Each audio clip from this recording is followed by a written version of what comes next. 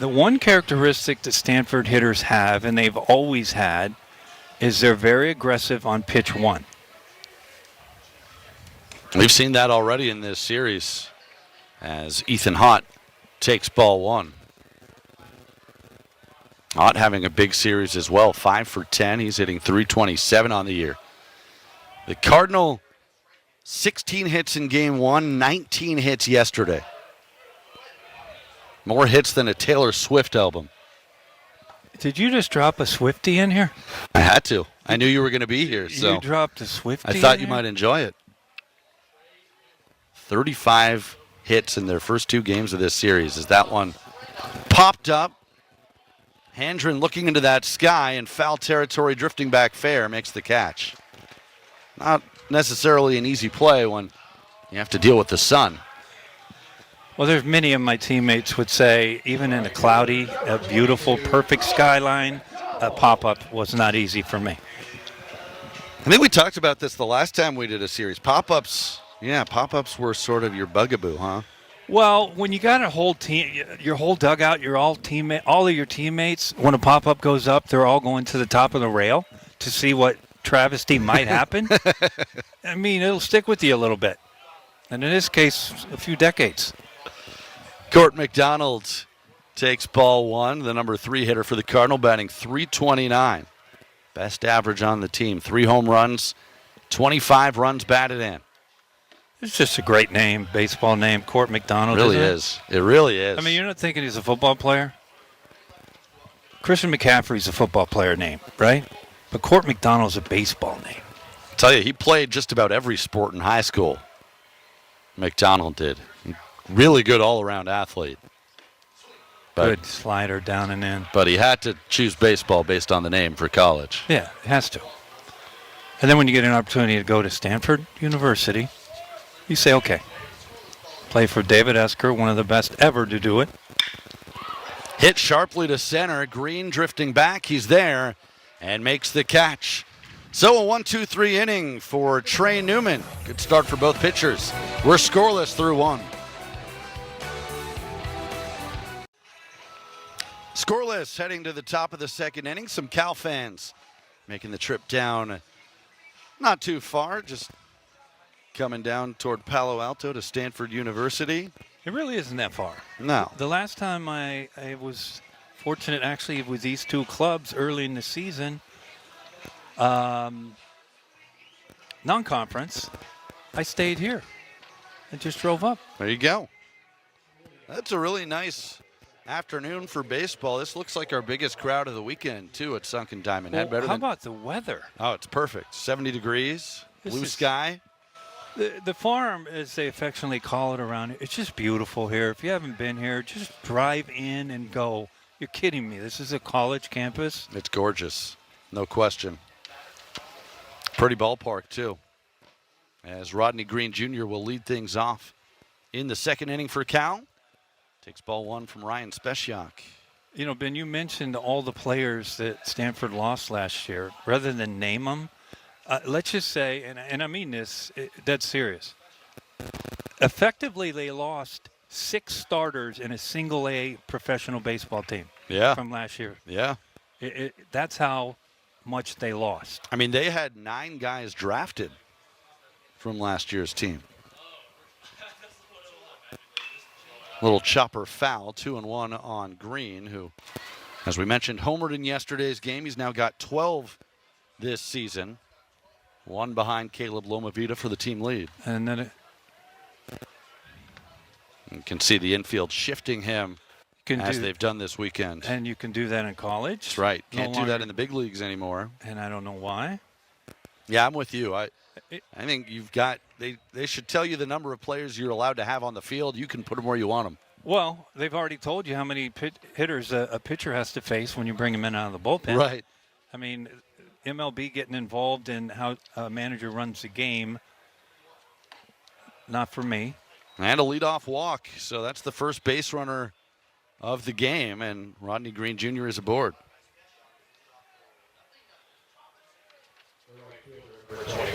Green's an interesting hitter because he'll strike out a lot, but he does walk too. He's got a pretty good eye up there, and I think You talk about Stanford's hitters getting off to slow starts and looking like a different team.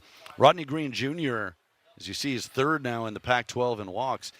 He started slow, was in the low 200s a lot of the early part of the season, now up to 265. I think, maybe trying to do a little too much, swing for the fences every time early in the year.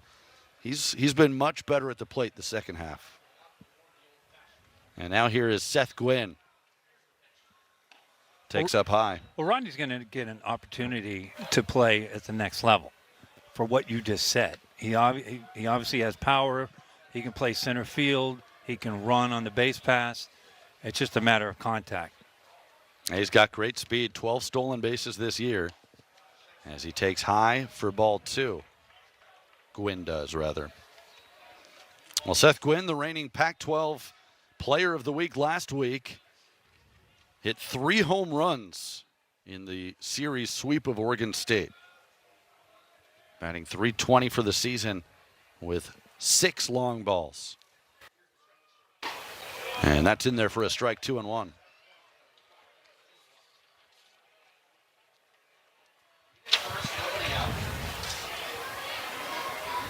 Gwynn, a junior from Clayton. This is his first year at Cal, transferred from Los Medanos College. And a check on Green at first. 2-1, maybe a hit and run type count. Yeah, I mean, conventional wisdom says with no outs, probably not. But there's no such thing as a never in the best game in the world. And Green could always just try and steal. Again, he's stolen 12 of 15 this year. He goes. It's lofted down the left field line, curling foul and out of play. This never fails, and this is the beauty of our game. And I say our game, baseball, right? Rodney Green's at first base. You talk about him, he can steal bases. So he gets a great jump, right? And you're going, no, don't swing. Right. Right? But inevitably, you get that foul ball. That can be tough. I mean, but you don't want to give up a fastball right down the middle. Right, exactly. And especially when you already have a strike on you. Right. Here's the 2-2. He runs again. And another pop-up foul. That might get out of play as well, and it does. A couple rows behind home plate. Malcolm Moore giving it a look. All right, I'll go out on a limb. My over-under for being wrong per game is around 20. That's it? But I'm going to go out on a limb and say Rodney Green Jr. is not going to take off right now. If I were him, I'd be getting tired. Wind sprints back and forth. Not on this pitch. He's not going. 2-2 the count on Gwynn. No score, just underway. Top of the second inning. Stanford trying to sweep their rival Cal. Bears hoping to get the series finale today as Green dives back in safely.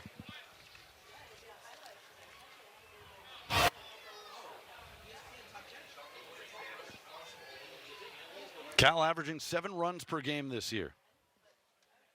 And another throw to first. That one a little closer. These are 2 really good lineups. Again, for Stanford, they've been on fire in this month of April. And really about the last 16, 17 games is when they've taken off as an offense. Swing and a miss. Speciak gets his 3rd strikeout of the early going. Well, Speciak, with this fastball up in the zone, has had immaculate command. This is the toughest pitch to lay off from a hitter because it's the closest to your eyes, and you think you can hit it, but you can't unless you start covering from the top of the zone down. What I mean by that is literally trying to cover the top of the zone with your bat via like an axe mentality. That's not the way it's going to work, but that's your mentality. For all you people, science majors out there in analytics, Phil, I don't need you on Twitter saying that's not the way physics works. Just telling you how you did it. That's it. He's at Wes Clements 22 on Twitter if you want to find him and yell at him. Throw gets away, and that's going to allow Green to get not only to second, he's going to try for third. The throw, not in time. So there's the speed on display. It'll be a 2-base error on the throw from Speciak. And Rodney Green Jr. now just 90 feet away with 1 out. Well, I think Ryan Green Jr. does this on his own, and what I mean by that, he reads it on his own. We'll take a look.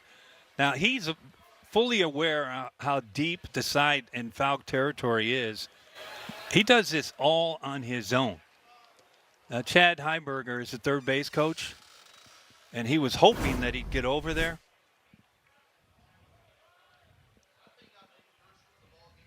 Max Handren at the plate trying to drive in the game's first run, and he fouls the first one straight back. Well, that's a little interesting here. The Cardinal have Larson at first base in, and everybody else back.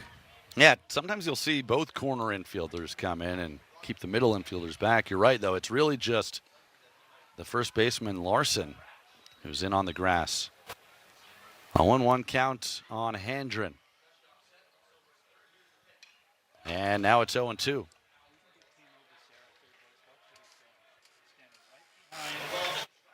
Handren batting .260 on the year, 5 home runs, 24 RBIs. He's reached base safely in 21 straight games. So now if you're Speciak with an 0-2 count, you're definitely looking for the strikeout.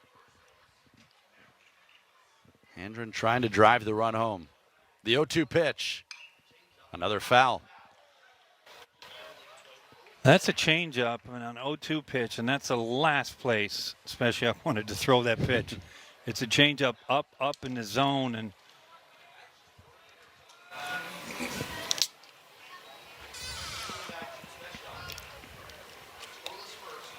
see what he comes with on this next 0-2 delivery. That's a fastball high. well, that's where he's gone to a lot with 2 strikes, is up in the zone.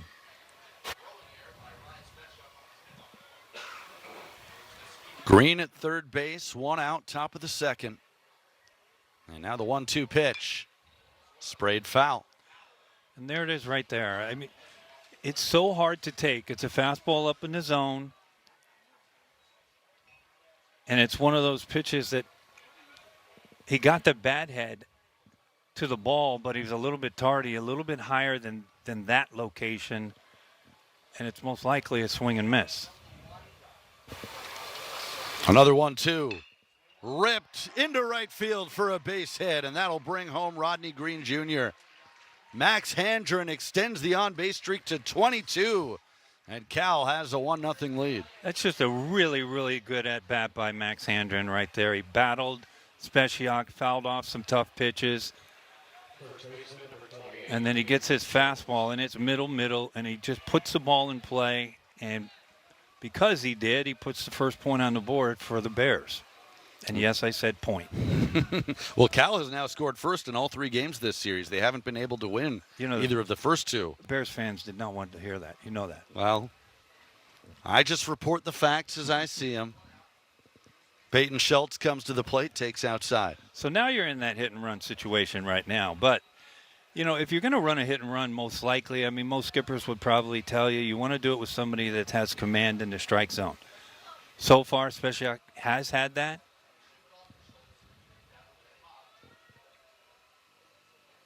1-0 pitch to Schultz. A throw back to first base, and Handren is back. It's interesting, though, because Handren has not attempted a stolen base this year, so he's not necessarily a guy who runs a ton. But if you trust Schultz and his ability to put the ball in play, you can still Well, that's put when that you would on. actually do it, more so than you would with somebody that's got some wheels, because at least you get a runner in scoring position. To your point, Fastball on the corner. if there's contact, right? Because Right. if there's contact on the ground, you get a runner in scoring position. If it finds a hole, you end up possibly first and third, at worst case scenario, first and second. 2-1 count on Peyton Schultz. Line drive, that's a base hit. Splits the gap in left center field. Handren will get to third. Schultz trying for second, he's in there. Head first with a double. Peyton Schultz with his 17th 2-bagger of the year. And now a visit to the mound for Stanford. This is not that bad of a pitch by Speciak. It's a slider.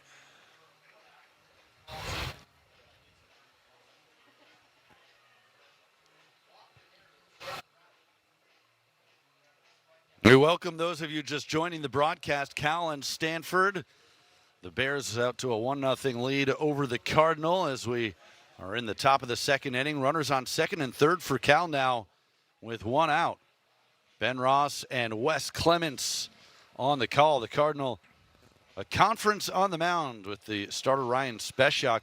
They're actually taking a look at Peyton Schultz at second base. Couldn't quite see if he got a little banged up on the slide, but they've got the trainer out looking at him. He appears not to be in any discomfort, but we'll see. He went in hard head first, and we are going to get a pitching change here as the Cardinal go into the bullpen early today. We'll step aside, tell you about the new Stanford pitcher when we return. Cal with the early lead. There are many reasons why we play. They sow themselves into the fabric of your spirit, taking root and giving you something to root for. Our games stretch beyond the sidelines, only to get louder, bolder. It breeds a form of dedication that doesn't require an off-season. The game is always on. The crowd is always on their feet. And it's here where passion has purpose.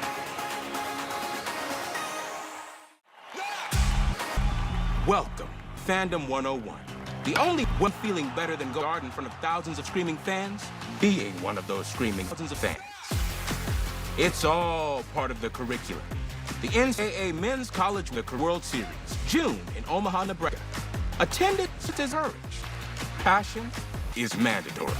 Buy your tickets today at ncaa.com/MCWS. Class dismissed. Nick Dugan, the new pitcher for Stanford. He's 3-3 on the year with a 6.65 earned run average, couple of saves as well. 46 innings of work, 46 strikeouts, and 22 walks as he's making his 13th appearance, his 6th out of the bullpen. And he comes into a little sticky situation here. Cal up one, runners on second and third, and one out. Well, he does come into a situation second, third, and one out. But last year, I will tell you, in the postseason, he was in a lot of sticky situations in the regional and the super. Nick's got a fastball. It's probably going to be around 93, 94, but he's got a real good changeup. And I know you guys are looking at his ERA, and you're saying, well, how can he have such good stuff coming out of his arm? Sometimes you guys have to have some patience. You really do. Because these kids will end up growing, they'll get better, and you'll go, see, that's that guy. Matt Scott is somebody like that, right? Mm-hmm. For Stanford. Last year, Matt Scott, if you saw him, you go, what is that coming out of his arm? And he's getting just ripped all over the place, right? Well, every MLB team knows who Matt Scott is. Yep. There's no question when he gets an opportunity, he's going to be a #1 draft pick. You saw Peyton Schultz staying in the game at second base, so that's good to see. And the batter is Nico Button. Had a big day on Friday with 3 hits, takes ball one. Button making his 10th start of the year. 4 for 7 in the series.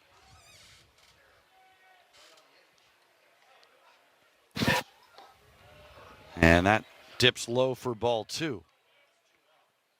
Button just 31 at-bats this year, but he's been productive. 12 hits, including a home run and a double, 7 runs batted in. And now the corner infielders are in on the grass for Stanford. 3-0 count with Jack Burden on deck. Well, this is where you give green light in my book. Yeah, I would agree. I mean, you've got a chance to drive in at least 1 run, maybe 2. You get something you can drive, go for it. Oh, yeah. Looked like he had the green light, but he elected to let it go. You know, it's tough as a hitter to have confidence swing 3-0. Yeah. Not everybody can do it. Everybody gets the opportunity. 3-1 pitch, fouled back. If you stay in the game long enough, everybody's had the opportunity to hit 3-0. But not everybody is confident hitting 3-0. Big difference.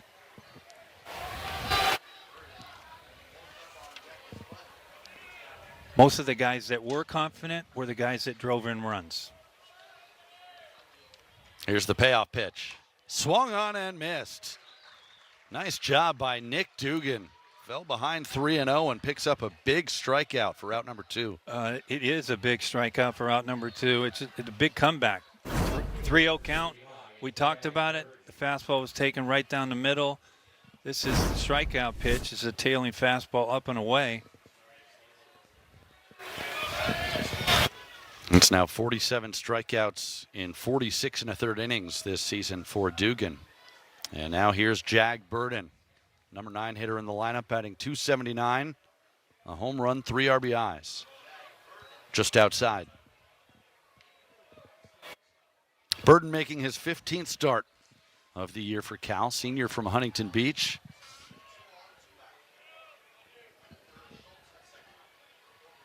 The 1-0. 2-0. So for the second straight batter, Dugan has fallen behind. This is complete green light here for Burden. The last thing that Dugan wants to do is turn this lineup over to P.J. Mutaritas, who's on deck. And he throws a changeup. Wow. 79 miles an hour with the change, just caught the top of the zone. So maybe not feeling the fastball command or just wanting to. That's his best pitch. As you said, yeah. It's his changeup. He's confident in it. 2-1 pitch is fouled away. Follows it up with a 92-mile-an-hour fastball. He's set up for the changeup now.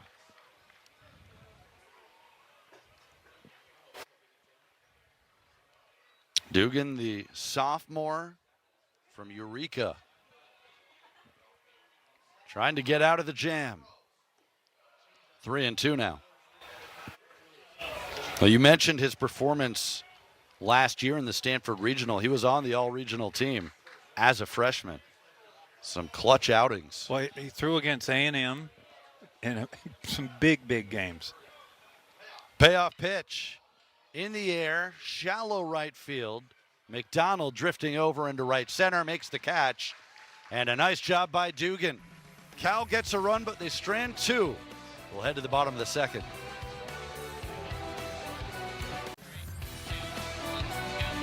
Pac-12 baseball is presented by Pacific Premier Bank, the official bank of the Pac-12. And by Rawlings. Champions choose Rawlings. 1-0 Cal leading Stanford as we head to the bottom of the second inning. 4, 5, and 6 hitters coming up for the Cardinal. Malcolm Moore, Jimmy Nadai, and Brandon Larson to face Trey Newman, who pitched a 1-2-3 first inning. And this will be a good challenge for the freshman right-hander. Malcolm Moore, 13 home runs this year, tied for 4th most in the Pac-12. The one thing I find fascinating, and I did last year when I was first introduced to Malcolm Moore, he was the high school player of the year his junior year and his senior year. Yeah, twice. Cranks the first one just foul. And that's insane. In the state of California, in California, where you got some major talent. But when you talk about player of the year in back-to-back years, and of course he's projected to be a first-round draft pick this year, draft eligible. He's a preseason All-American on the Golden Spikes watch list. As that one to the backstop, a ball and a strike. What did Bob Uecker say? Just a bit outside. Just a bit outside. Moore homered in game 1 of this series. He hit 3 home runs last Friday against Oregon in the same game, and then hit a grand slam Sunday. Breaking ball in there, 1-2. Well, his average is not there, but the scouts don't care about that really right now. They know he's a catcher, and they saw what he did last year, and they know that he's got some pop. Yeah, it's interesting because the average was above 300 last year. As the 1-2 pitch swung on and missed.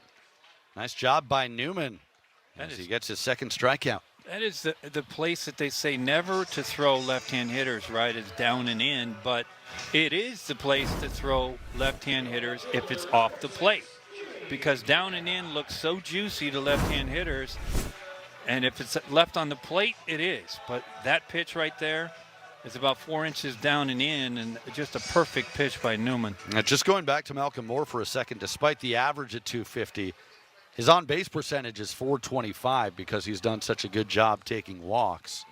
Well, that's the respect that he gets from across the Pac-12 Right. and his opponents, right? Right. Jimmy Nadai takes ball 1. How about the day Jimmy Nadai had yesterday? Well, Was 5 for 6 with 2 home runs that both came in the same inning. well, we talked about it in the open. I mean, 2 in the same inning.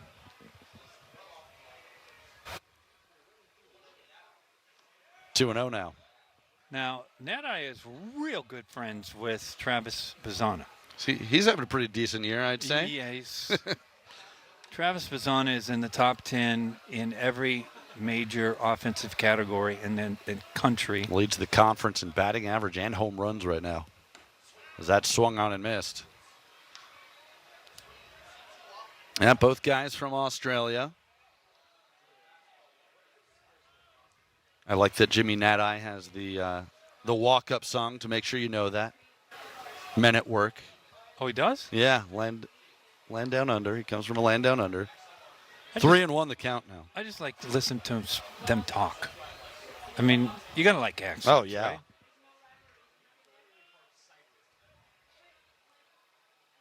Liam Hendricks, when he was on the A's, I always liked his interviews. He's just got a great personality anyway, regardless of the accent. 3-1 pitch. Ripped foul. Are they still a team? A little bit longer. A little bit longer. It's a sore subject. Yeah, I know you opened it for me. I know. You I teed opened me the up. door. You teed me up. We'll save that one for another day. I can't say how I really feel. I can. Newman with the 3-2 pitch. And it's ball 4. Well, that's the respect that Newman has for Nadai with 1 out. That's a 3-2 breaking pitch that it really didn't look like Newman wanted to throw it for a strike. Mm-hmm. It just looked like it was going to be a ball the whole time. And he'll deal with Larson. Well, Nadai continues his strong series and certainly making a push maybe for Pac-12 Player of the Week. We mentioned he had 2 home runs in the same inning yesterday. The first Stanford player to do that in 17 years. As Brandon Larson comes to the plate, takes a strike. Although you never know who's going to win. Are you a voter, by the way? I'm not. I'm a voter, right? Yeah. And when you go through, and I meticulously go through, that's a big word for me, just so you understand. But I go through it, and I look at all the numbers. Now, there was a week where Brennan, the freshman center fielder for the Bruins, went 7 for 7 in a game. Okay? Wow. 7 hits in a game. He didn't win it. Oh, my gosh. Okay? He didn't win it. Well, it's the whole week, right? Well, it is, but when you go 7 for 7 in a game. That's popped up, foul territory. You got 3 Bears over there. It'll be the third baseman, Handren, who makes the catch. Well, how about Trey Newman coming yeah. off the mound? Yeah, that right there is a nightmare for Mike New, head coach for Cal. That's like, get out of the way. Just go. But back to Brennan from UCLA, 7 for 7. I don't care if he went 0 for 15 the rest of the week. Yeah. He went 7 for 7, right? 7 for 7 is generational type stuff. Now, you would expect that Nadai, just based on yesterday's game, should win. 2 home runs in the same inning.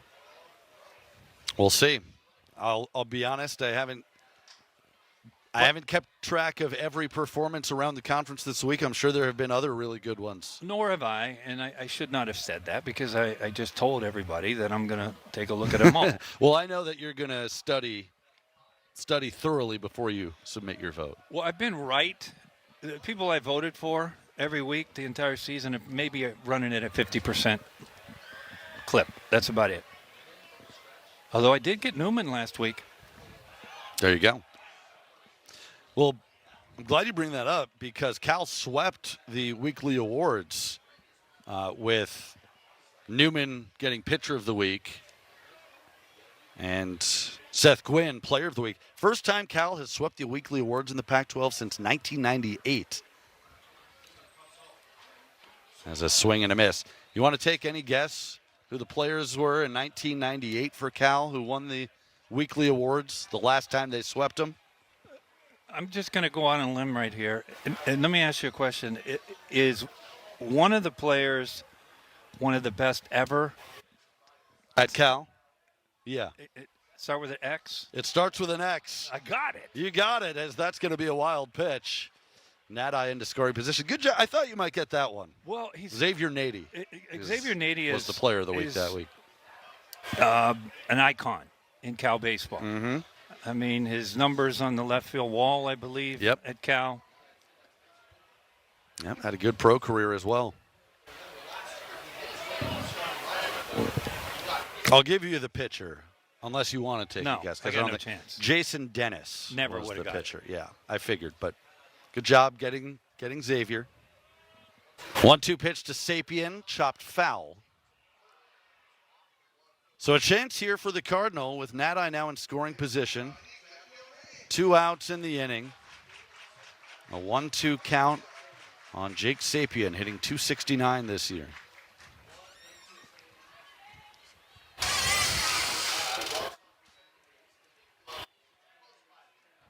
Cal with a run in the top half of the inning. RBI hit for Max Handren. Another 1-2 coming to Sapien.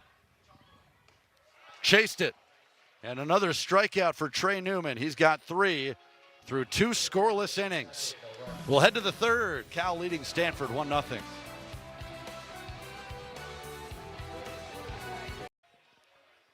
Top of the third inning at Stanford. Cal the 1-0 lead. We've seen strikeouts on both sides. Stanford pitching with 4 through the first 2 innings. Trey Newman, the Cal starter, with 3 through the first 2. And it's Nick Dugan back out.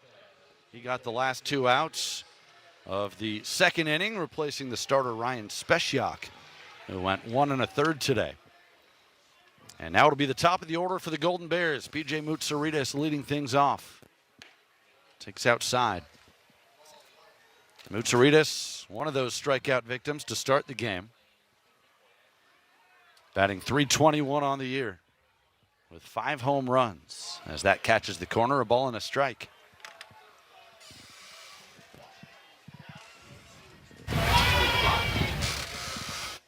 Moutsouridis, the freshman from San Jose. Little blooper to left field, but that's going to hang up long enough for Nadi to make the catch. 1 away. And now the other talented freshman up the middle for Cal, Jaron Advincula. So again, it's not just that you got freshmen leading off and hitting second for Cal. They're the double play tandem up the middle at second base and shortstop. And they've been good. Very, very similar to Schreier, Cody Schreier, and Deuce Gorson for UCLA 3 years ago, right? When Deuce and Cody were freshman All-American.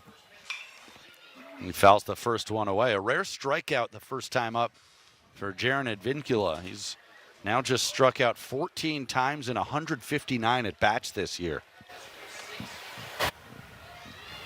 You got to do the math on that because he came in with the best ratio in the Pac-12. Falls behind here 0-2. Boy, Arizona and Washington, Jason Kelly's club, it's always tough to win against Washington, no matter not having a good year this year. Arizona leading the pack. They're in the top of the 12th. Wow. Knotted up at 8. Arizona blew a 5-run lead, and now Arizona has second and third and 1 out. What a game. And it's, folks, we're only a month away from the committee selecting teams. This is when it gets good. And they're looking for scars on resumes. Yeah, this is a big series for Arizona. This is the rubber game, I believe, yes, right? Washington won yesterday. It is. 1-2 pitch to Advincula.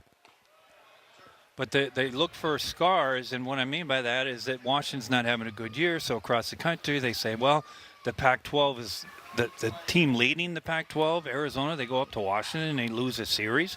Well, yeah, it's tough. You guys want to go up there? ACC teams, SEC, go up there and play. That's up the middle for a base hit. Just to finish that thought from earlier on Advincula, he's struck out in just 1 out of every 11.4 at-bats. To give you an idea how good of a contact hitter he's been. But you're right. When it comes to Arizona, this is a big game. Trying to stay alone in first place. You mentioned Utah beat UCLA earlier. And they swept the Bruins. This is just an anomaly for the Bruins and John Savage's club. Year after year after year after year, we're always seeing them at the top, ranked highly. So many injuries for the Bruins this year, and a really, really young squad. Caleb Lomavita takes strike one. Grounded out his first time up, hitting .343. Nice pitch, 0-2. Lomavita with those 13 home runs, tied for 4th in the conference. He's tied for 5th in RBIs.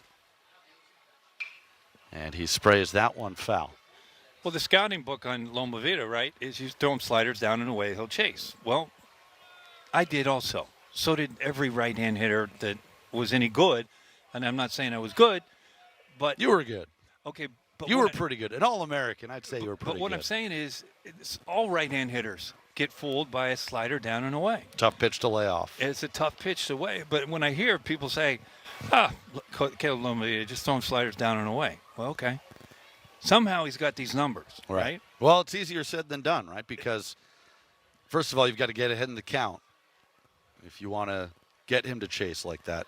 He was able to lay off that one, 2-2. Well, you can see that. I mean, Thomas Eggers is the pitching coach for the Cardinal and just a really good pitching coach. But they know the zones that Caleb has issues with, right? So we just saw 3 consecutive pitches in that area, down and away. And you got to be careful not to make a mistake with that slider either over the middle, as that's a tapper to third and unable to make the pick. Becerra, Lomavita reaches, and Advincula moves up to second. It's a tough in-between hop. He was trying to rush it a little bit. It's an error on Becerra. It is, Ben, you're right. Timo tries to rush this, but the reason he's trying to rush it, he's thinking about, I'm going to try to turn 2 on this thing. And here, that's the mistake right there. And Timo is sensational. He's been sensational for the Cardinal with his glove since he's been here. But if you know the speed, now Caleb Lomavita is a big dude. He runs but well. He can run. Yep. So if you know the speed, that's that computer that's in your book has got to say, hold on a second, let me get an out first because what are the odds I turn this? Right. But that's what he was trying to do, is run through that ball. Well, now Cal with a great opportunity to add to this lead. Rodney Green Jr. takes outside. He walked and scored in the second inning. Hit a home run in yesterday's game, up to 12 now on the season. In the air to center, drifting back is hot. He's under it and makes the catch. Advincula, actually both runners tag. The throw comes to second. And how about that? Lomavita showing his speed there, tagging up and going from first to second. Well, that's that computer and that baseball instinct that scouts love, right? You think, well, he's a catcher and he hits home runs. Well, no. He's an astute baseball player and a good base runner. And he's got 10 stolen bases on the year. You know, a really cool stat. You talk about both Rodney Green Jr. and Caleb Lomavita, their power and speed. They both rank in the top 10 in the Pac-12 for those 2 categories. Only guys in the conference that are in the top 10 for both. As Seth Gwynn takes a strike. It was kind of interesting. He showed bunt right there with 2 outs. Yeah, that was interesting. Maybe just trying to mess with the infield defense. I can't imagine he would lay one down. I guess if you see the third baseman deep and you think you can do it, but no sign of it there, 1-1. Well, you're talking about the reigning player of the week. Yeah, he's been swinging a hot bat. Swinging a very hot bat, hitting about .500 over the last 6 games. As now that misses outside, 2-1. You got another hot hitter on deck in Max Handren. So, I mean, you've got first base open, but it's kind of pick your poison right now. Dugan trying to get out of it. Good breaking ball right on the outside corner. 2 balls and 2 strikes.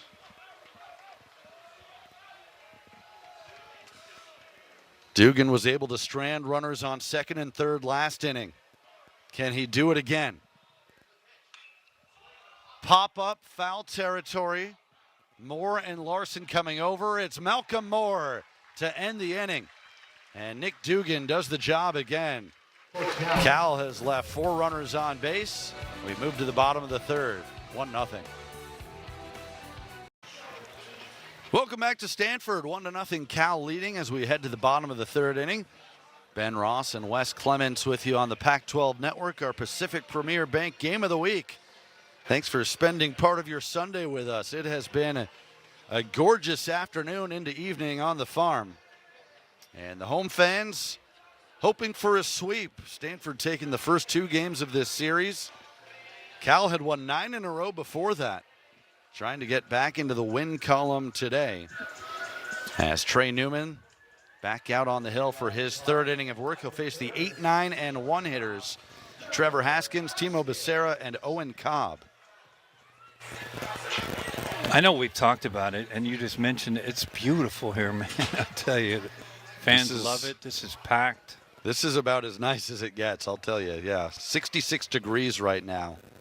Blue sky. Just a little bit of a breeze, not a whole lot to speak of. We've been up here with hoodies on before. It gets cold. It does. And I've also been up here sweating because it can get hot in this booth, but it's perfect right now. Quickly 0-2 on Trevor Haskins.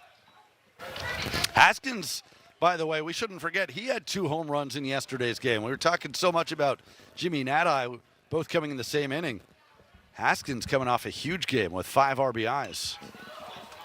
That's in foul territory. Long run for Schultz, and he's going to run out of room. It's amazing. Sunken Diamond, Klein Field.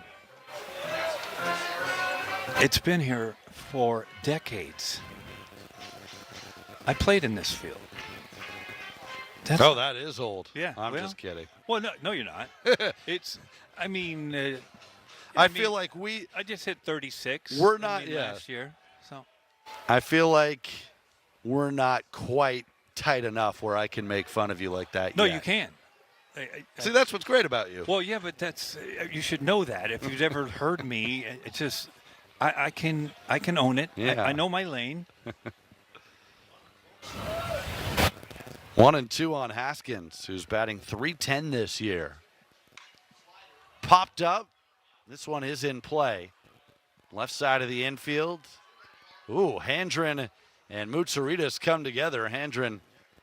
Actually, Mutsaritas is the one who ended up with it. Well, that is kind of interesting because it was quite obvious that Mutsaritas, that was his ball, but the lack of communication is the only thing I can tell you is because Handren looked like, to him, he was just going to camp under it.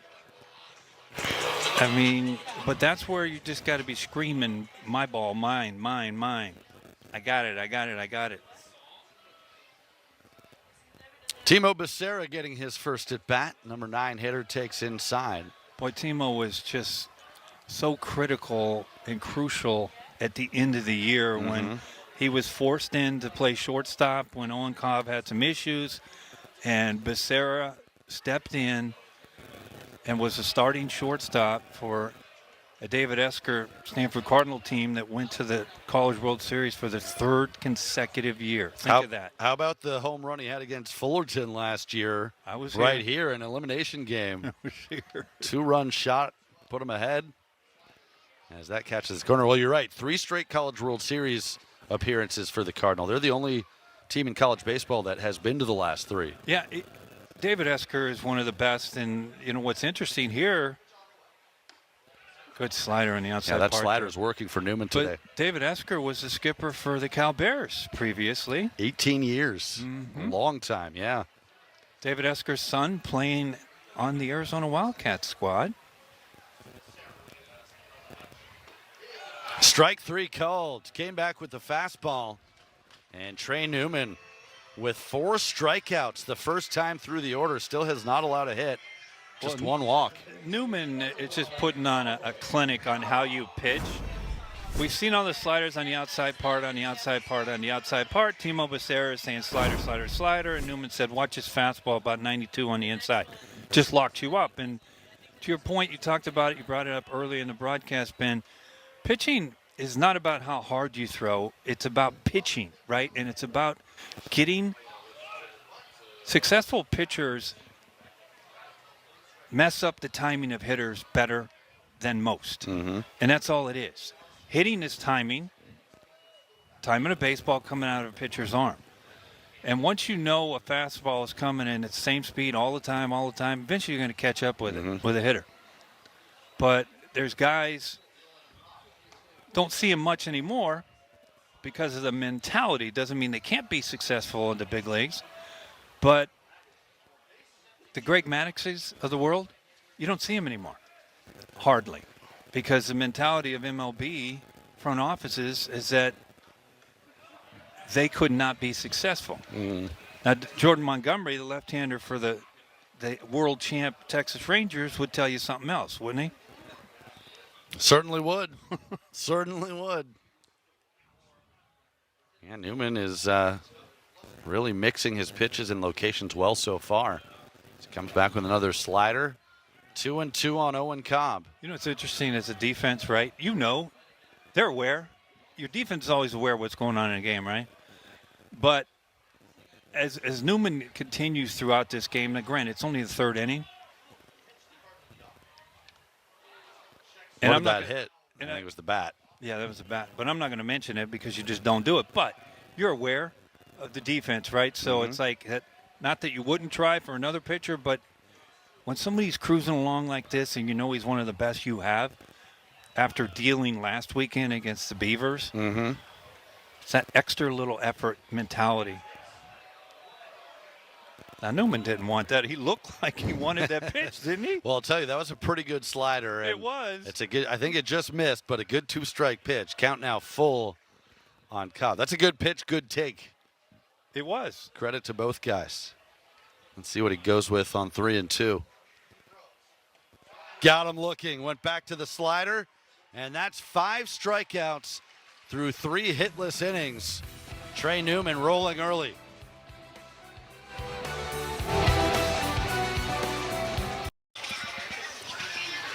One 0 Cal on top of Stanford as we head to the 4th inning. Trey Newman, 5 strikeouts, has not allowed a hit for the Bears through 3 innings. He's been solid after 5 strong innings last week against Oregon State. He's the reigning Pac-12 pitcher of the week. And now the Bears will try and get him a little more run support. 6, 7, 8 hitters coming up. Max Handren, Peyton Schultz, and Nico Button to face Nick Dugan. Handren has driven in the only run of the game so far, an RBI single in the 2nd inning. He's now reached base safely in 22 consecutive games. Batting .265 on the year, 5 home runs, 25 runs batted in. And a breaking ball drops in. Handren, one of 5 preseason All Pac-12 picks on this Cal roster. Line drive to left field and another hit. Nadi has to play it on a hop, so Max Handren continues his solid weekend, and that's the 4th hit today for the Bears. Well, that's a good job by Handren. That's a breaking pitch. He hits it the other way. The previous at-bat, he took a fastball and lined it in the right for an RBI.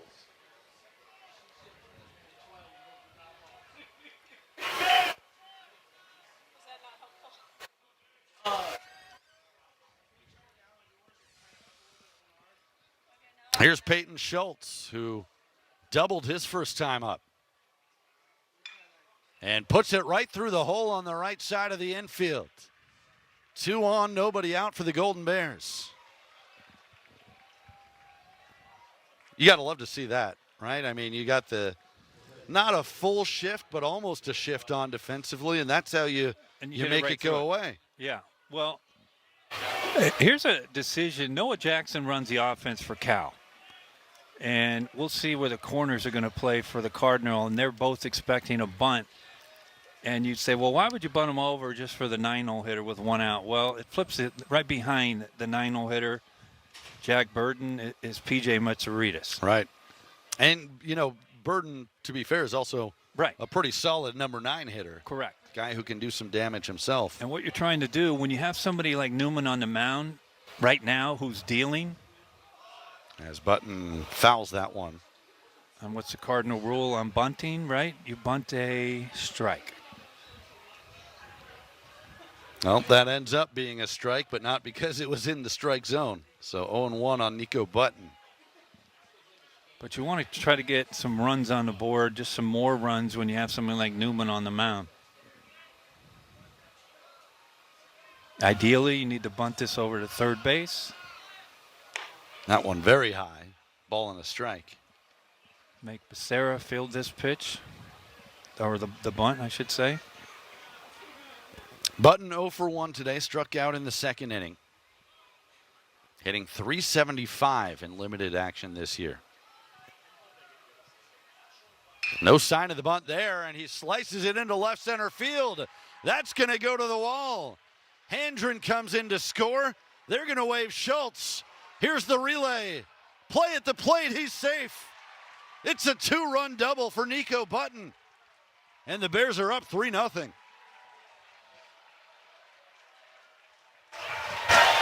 Well, we talked about who runs the offense for Cal, and it's Noah Jackson. And bunting is something to where coaches know who your better bunters are, right? But they also expect you to be able to bunt. But once, I believe, Noah Jackson saw the first attempt on the bunt by Nico Button, he said, you know what? Stanford is going to throw a strike because they're expecting a bunt, and they're going to throw a fastball right down the middle. And they did, and they took off the bunt. And Nico finds the gap in left center. Now Jack Burton tries to bunt. That's a good one. Becerra charges, throws to first. Not in time. Burton beat it out. And Cal has runners on the corners. Boy, that was close at first. Now we'll see if we can get another look at it. I'm looking at the... Becerra made a pretty good play, charging and a strong throw to first, but Burton runs well. Oh, he made a great play. Did Becerra. So the Golden Bears, great start to this inning. Handren singled, Schultz singled, Button doubled them both in, and now the infield single. Take another look at this play at first. There will be no challenge, and we play on. P.J. Mutsarita strokes it to left field. Charging in to make the catch is Nadai, and the runners have to hold. So with nobody out, Button stays put at third. And that's the first out of the inning.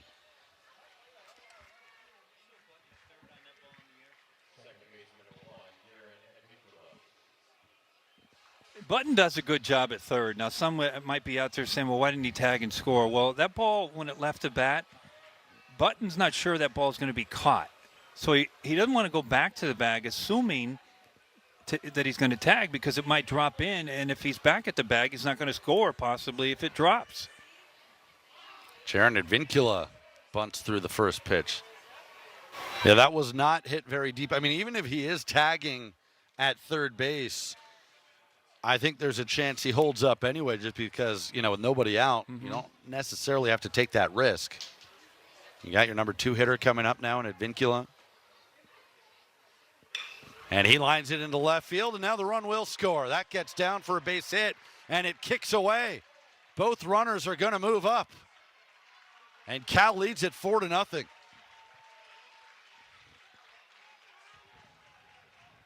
Well, Cal left runners on second and third each of the last 2 innings. They have been swinging some hot bats here in the fourth, and now a little breathing room up by 4 and a chance to add some more. Well, once this team, the Bears, get it going and get it rolling, this is exactly what it looks like. I mean, they can put together some healthy innings, and these are some tremendous at-bats back to back to back to back. That'll be scored a base hit and an RBI, and then a fielding error by the left fielder, Nadai. So that's the second error, actually the third error today against Stanford. Is that right? Is that 2 or 3? We got 2 on the scoreboard here, 3 on the stat tracker. Caleb Lomavita pops the first pitch up, and this is going to be a huge second out for Nick Dugan. Well, I tell you what, if Stanford gets out of this inning with just limited to 3 runs, it's a job well done. It is 3 errors already on Stanford. So you're right. If they can at least get out of the inning down 4, there's a long way to go. We've seen what this Cardinal offense has done the first 2 games of this series. Very much in it. And now you have a decision with Rodney Green Jr. at the plate and first base open. Nice changeup swung through. It's a great changeup by Nick Dugan. But you mentioned earlier in the broadcast, Rodney Green Jr., the one issue he has is he punches out, right? Mm-hmm. And so normally in this situation, you don't want to pitch around somebody that you feel that you might be able to punch out. Yes, you can get damaged real bad in a second, and one swing, it could be 7-0. But that said, do you just automatically put Rodney Green Jr. on to face the reigning player of the week? That's the other point. Yeah, you got Seth Gwynn, a hot hitter on deck. So the count 1-1 on Green. 0 for 1 with a walk so far today.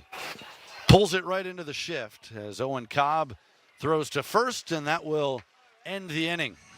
Cal scores 3 more times. They do leave 2 runners on, but the Bears lead at 4-0. Cal up 4-0 on Stanford heading to the bottom of the 4th inning. 4 runs on 8 hits for the Bears. No hits yet for Stanford. Let's go back to last inning. Trey Newman was fired up after this strikeout. Owen Cobb's at the dish. And watch, this is the final pitch for strike 3. And it looks like nobody can discern, another big word for Wes, who he's staring You're full down. of them today. Who he's staring down. Owen Cobb, the hitter, and/or the home plate umpire, and Mike Lusky. But the previous pitch, prior to that strike 3 pitch, Newman was a little bit upset, but it was a ball. Clearly a ball. Ethan Hott rips it to third, leaping catch by Handren. Nice job at the hot corner for out number 1. You know, I had a conversation yesterday with somebody. The hot corner, right? Yeah. Well, for decades, we've always heard it's the hot corner, the third baseman, right? Right. Okay. You don't like that? No. That's fine. We're going to get a look at it, and we'll see.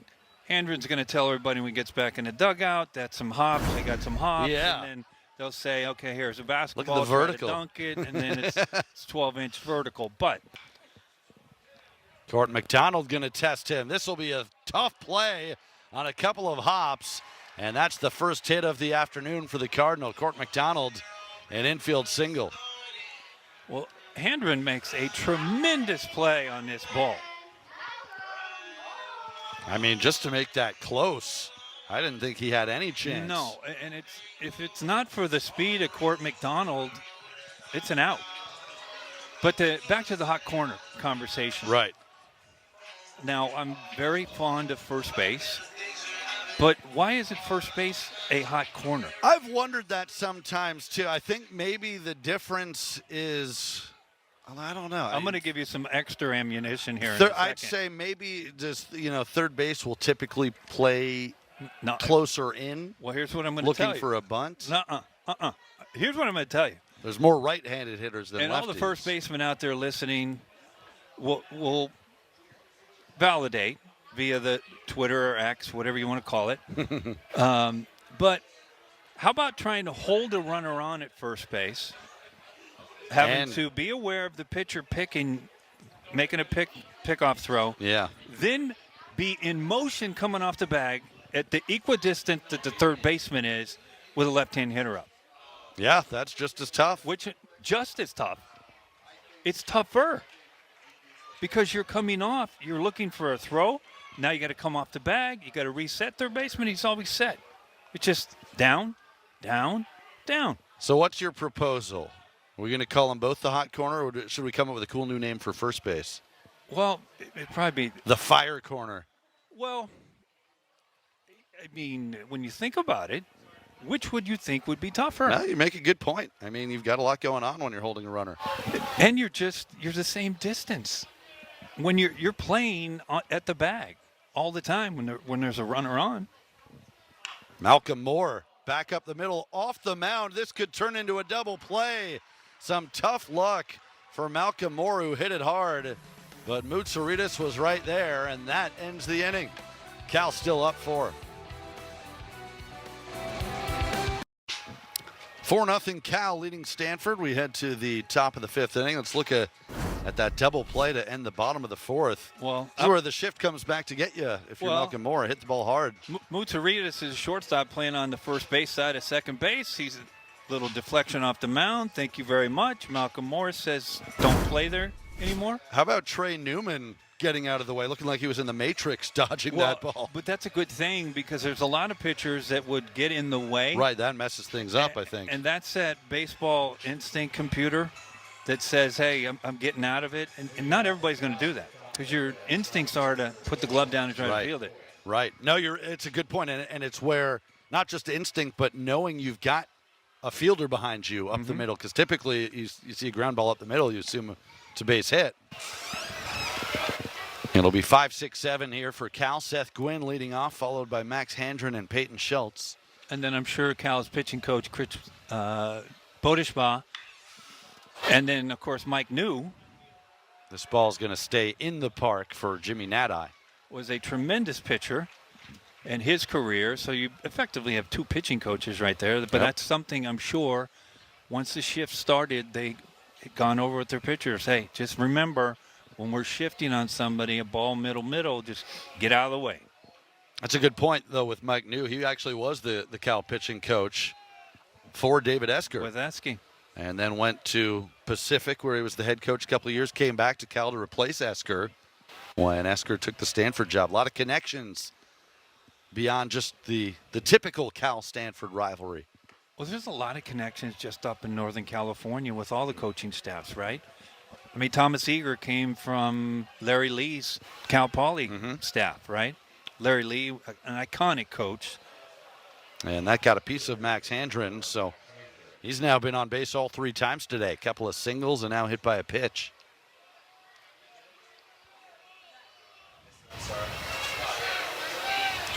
How about Larry Lee's son? Who was a number what was one he, like pick. a top 5 pick? Yeah, Brooks Lee. Well, Brooks, how about Brooks turned down the opportunity, right, when he was a high school senior to go play for his dad at Cal Poly. Didn't change anything. He was still number 1 pick. Peyton Schultz fouls the first one back. Cal with 4 runs on 8 hits. Stanford, no runs, 1 hit, and 3 errors. As you see, Schultz also having a good game. Doubled in the second inning, singled in the 4th. He scored a run. Pops that one foul. It's going to get out of play. Bears trying to salvage the final game of this series. Stanford actually overcame a 4-0 deficit in Friday's game to win 8-6. And then the Cardinal putting up 15 runs yesterday in a 15-6 win. Cal has scored first in all 3 games of the series, trying to maintain the lead today.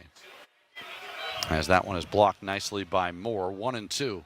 Good job by Malcolm. That he's much improved from when he was a freshman last year at blocking the ball. Yeah, I think that's a good point. And, you know, David Esker said the same thing during the week. Malcolm Moore could always hit, even in high school. As that one is fouled away. I think maybe that's the reason Malcolm Moore even ended up coming to play college ball. If he was as good of a fielder then as he is now, he might have been a high draft pick straight out of high school. Well, he was the number 1 recruiting the catching prospect in the country, the nation, right? Yep. We've talked about the catcher matchup today. Caleb Lomavita is also much improved defensively for Cal. It's going to be fun to watch these guys throughout their professional careers as that misses inside, 2-2. Well, it's interesting when you look at the MLB projected draft, right? You have Condon from Georgia, and his first name I will get in a second, but he's almost hitting 500, folks. And he's at 477 coming in the weekend. Plays for Georgia. Charlie Condon. He set a Georgia seasonal record for home runs and then an all-time career record for home runs over the weekend. He's a consensus number 1 pick. Travis Bazzana, Oregon State's wonderful second baseman, is number 2 on a lot of boards in MLB draft, and one Caleb Lomavita is in the top 10. Malcolm Moore is projected to be a first-round pick as well. As always, the Pac-12 loaded with talent. This could be 2. Cobb takes it himself to the bag, throws to first in time. That was a nice play because Trevor Haskins had a long way to go from short. And so we are halfway home. Cal leading it 4-0. Everything else in the Pac-12 a final today. Utah, big win over UCLA to complete the sweep. Oregon beats Oregon State. SC a win over Arizona State. I'm sorry, Wes, your beloved Wildcats taking a 13-inning loss, a heartbreaker up at Washington, and the Cougars a non-conference win over Fresno State. Yeah, the Cats had a 5-run lead going into the 8th. They gave up a 5 spot and lost in extra innings.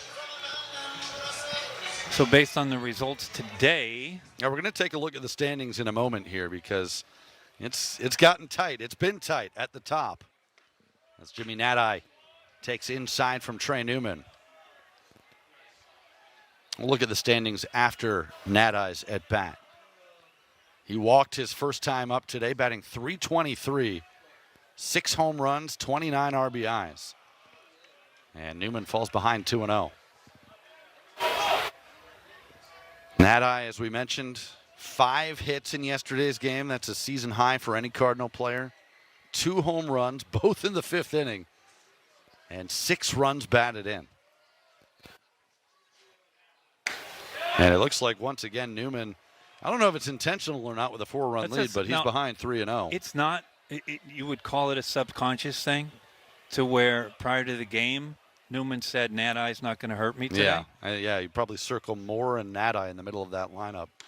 And that's a 4-pitch walk. And to your point, wasn't even close. We'll take a look at the standings. And this is prior to going into today. Right, so, this doesn't include today's results. So you follow what happened, the results today. Arizona now at 14-7, and Utah with the win against the Bruins is now tied for the Pac lead. Oregon State lost today. Oregon won today. USC won today. Arizona State lost. Washington won. Washington State played a non-conference against Fresno State. So, my goodness. Here's Brandon Larson chopping it to the right side. Advincula will throw to first. And good base running. Nadai hustling into second. He moves up with 1 out. Advincula, that's just a really astute play by the Cal second baseman right there. We talked about him. He's just a young freshman, right? But that's knowing the score and knowing, hey, at worst I want to get an out, and that's exactly what he did. He could have taken the opportunity to possibly shuffle it underhand to Mutaritas. Said, nope, I'll get the out. We got a 4-run cushion. Jake Sapien coming up for the second time today. Couldn't hold back on the swing. Strike 1. And now the top 9 teams will play in the Pac-12 tournament, which is next month. It starts on the 21st. Yep. 21st to the 25th. Yeah, just about 3.5 weeks, a little less than that from right now. As that is swung on and missed, 0-2. Just 3 series left in the Pac. Some clubs, I call them clubs, some schools have 4, others have 3, mixing a non-conference. These are 2 of the hotter teams in the conference right here. As a pickoff play, Nadai dives back. And Washington State, Washington, and the Bruins, and I will still add the Bruins, are fighting out for that number 9 spot in the tournament. The top 9 will make that tournament, which, dare I say, will be the last ever Pac-12 tournament as far as we know. Strike 3 called. How about that front door slider from Trey Newman? He's up to 6 strikeouts today. It is a front door. And what Ben's talking about, it's a front door, meaning it's thrown at the hitter to start, and then it'll break on the inside part. That's exactly what he did. Boy, Newman has really been impressive today, and Again, this is coming off that performance last Sunday against Oregon State, where he struck out 8 in 5 relief innings. It's a swing and a miss from Trevor Haskins. Boy, he's been very, very efficient. Look at his pitch count. He's through 5 2/3 in just 60 pitches. That's a great point. He's given some length to Mike New and figures he can go a few more innings if he keeps up at this rate. He's ahead again, 0-2. Well, a big part of that is he has had excellent command. The only 2 walks of the game were issued to the same guy, Jimmy Nadeye. And we talked about how that might not be the worst idea in the world based on how he's swinging the bat. Well, the no-hitter's gone, right? Now we can talk about it. He's given up the 1 hit. So now he just knows he's got a 4-run lead. Needs to be efficient, throw strikes, no free passes.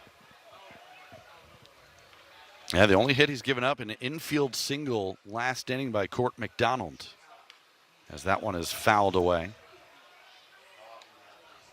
Well, Haskins swinging a hot bat, as are many of these Cardinal hitters.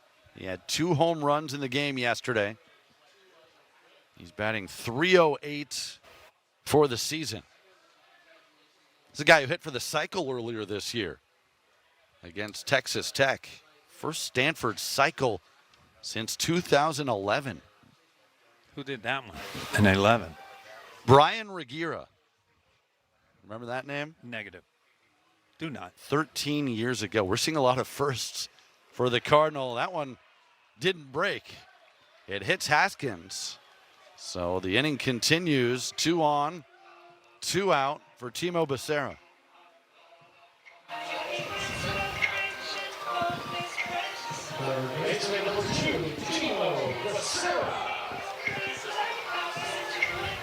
So an opportunity for the Cardinal to get back into this game.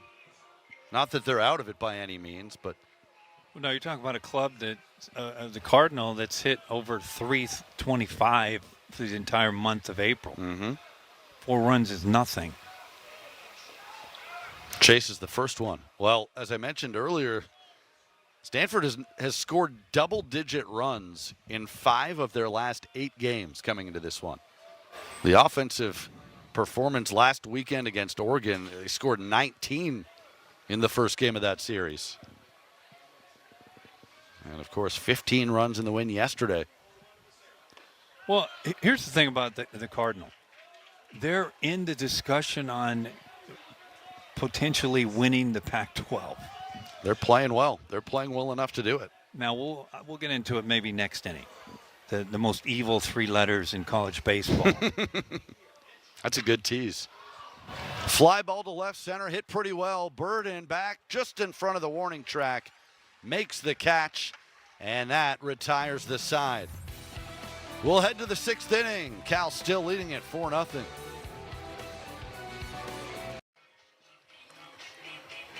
Lots of youngsters on hand today. A Sunday evening on the farm. Cal and Stanford completing their 3-game series. The Bears dropped the first 2 this weekend, but they lead it 4-0, heading to the 6th. You know, I tell you what, we showed the children out there and the kids, and I've said this many times, the biggest gift that professional baseball gives athletes is the ability to make a child happy. I mean, there is nothing like being able to give a baseball out to a kid, to sign one. They never forget it. You know, as a player, I was told by my skippers, hey, if you have time, you always sign it, right? Makes their whole day. They'll never forget it. Makes their whole week. And when I started managing, I told my players the same thing.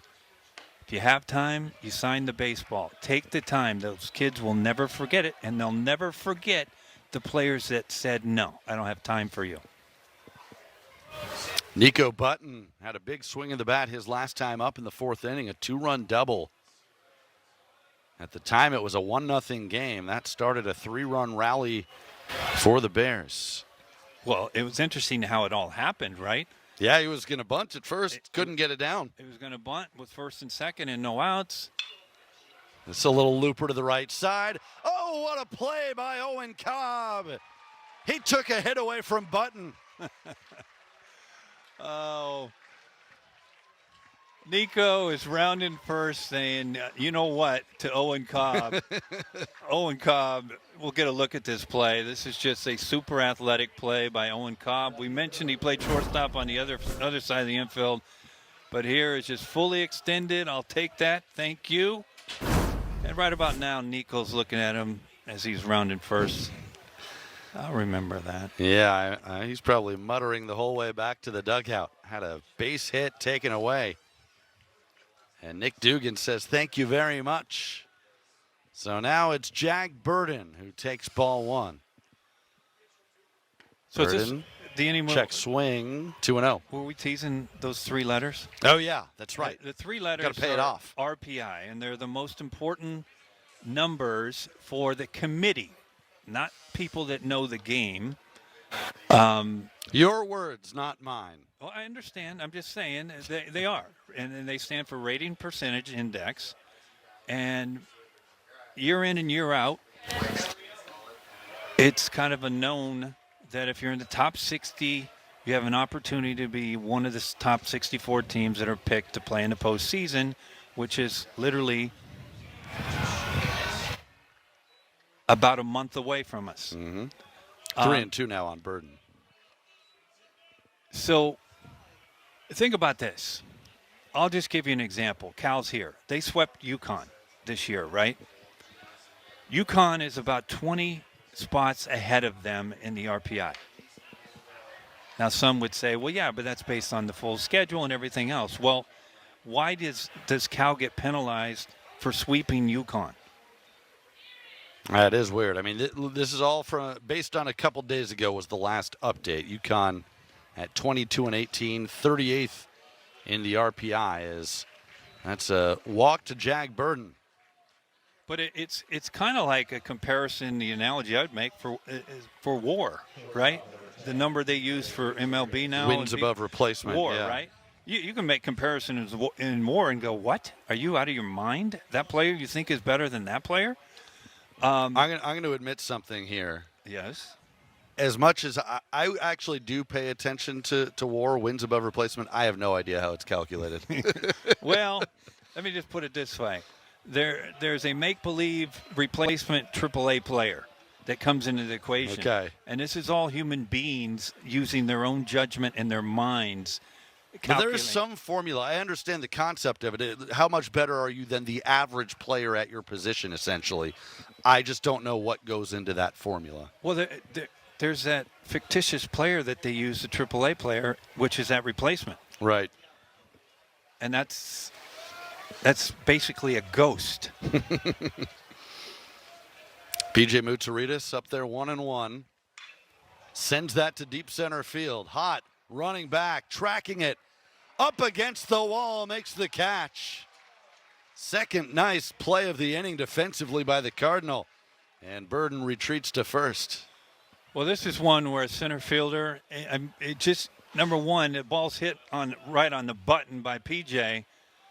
But Mott is running full speed, and he can feel the fence is coming. He can feel it. But back to the RPI. Stanford's in the conversation for winning the Pac-12. Right. So they're currently 119 in the RPI. That was entering this series. Right. So now they'll go up. We'll see how much. Right. Nobody knows how many wins. We could project how many wins are going to win the Pac-12, right?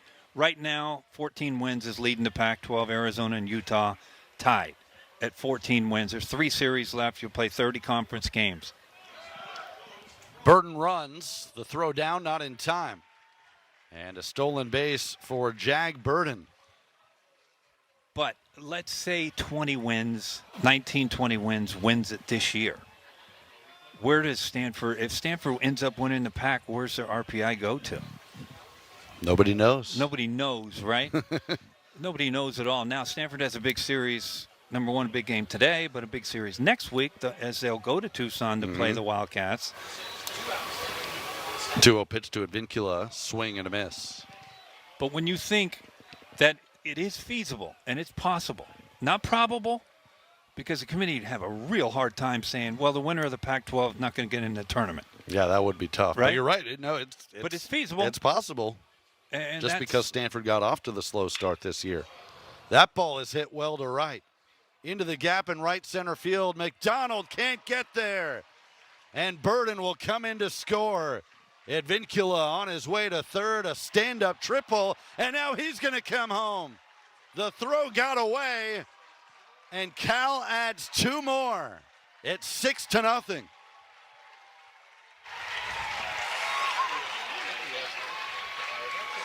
Boy, that ball went a long way off the bat of Jaron Advincula. It's his 3rd hit of the game. He's got 2 singles and now an RBI triple. A little league home run, if you will, as it's 6-0 Bears. Well, Advincula hit this right on the screws, but Court McDonald, folks, watch how close he comes to making the 3rd great play of this inning for the Cardinal. It's that close. And then credit to Advincula, running hard, picking up the ball, seeing it go past him, and when the ball gets past Becerra at third, and then he ends up scoring. That's his 2nd triple of the year. As Caleb Lomavita fouls it back, he's behind 0-2. But the formula for the RPI is 25% your own winning percentage, 25% your opponent's winning percentage, 50, and 25 your opponent's opponents. This one hit well to right. McDonald back. That's against the wall. Extra bases for Lomavita, who's into second base, celebrating a stand-up double. Cal has the bats going today. Well, you know who's excited about that? Not only Caleb at second base, but scouts. Scouts are really excited about that because we know that Caleb can hit the ball out of the yard and pull the ball to left field and left center. But when he takes a breaking ball and hits it off the right field wall, that scouts love to see that. Because when he gets into pro ball, he's going to be heated up inside with fastballs, and they'll flip him away. And that right there is a beautiful thing for scouts to see with Lomavita. But back to the formula. So this is how 2 big conferences circumvent this RPI formula. I'm not going to mention the conferences, but I know you know who they are. When they have the football revenues that they have in that conference, those conferences have 2 7-team divisions, and they're able and can afford to bring in teams to play at their pay teams to come and play them at home in 3-game series. And they all do it. The entire leagues, both of them. And 9 times out of 10, they're either going to sweep or win those series. So that's that 50% of the RPI that they end up playing each other. That's why they can never get hurt. Auburn has a 2-17 conference record in the SEC and an RPI of 38. I don't know if they won today. Rodney Green Jr. a swing and a miss. Cal now with 10 hits in the game. They lead it 6-0. By the way, that last error against Stanford was their 4th of the day, so we've sort of seen the good and the bad from the Cardinal defensively. A couple of highlight reel plays and then some miscues. You're right. I mean, Court McDonald almost made the play of the game. Yeah. But to your point, that's not a characteristic of a David Esker club, is to kick the ball around. Well, I mean, they only had 1 error total in the first 2 games of this series, and now they've got 4 in the first 6 innings today as Green fouls it back.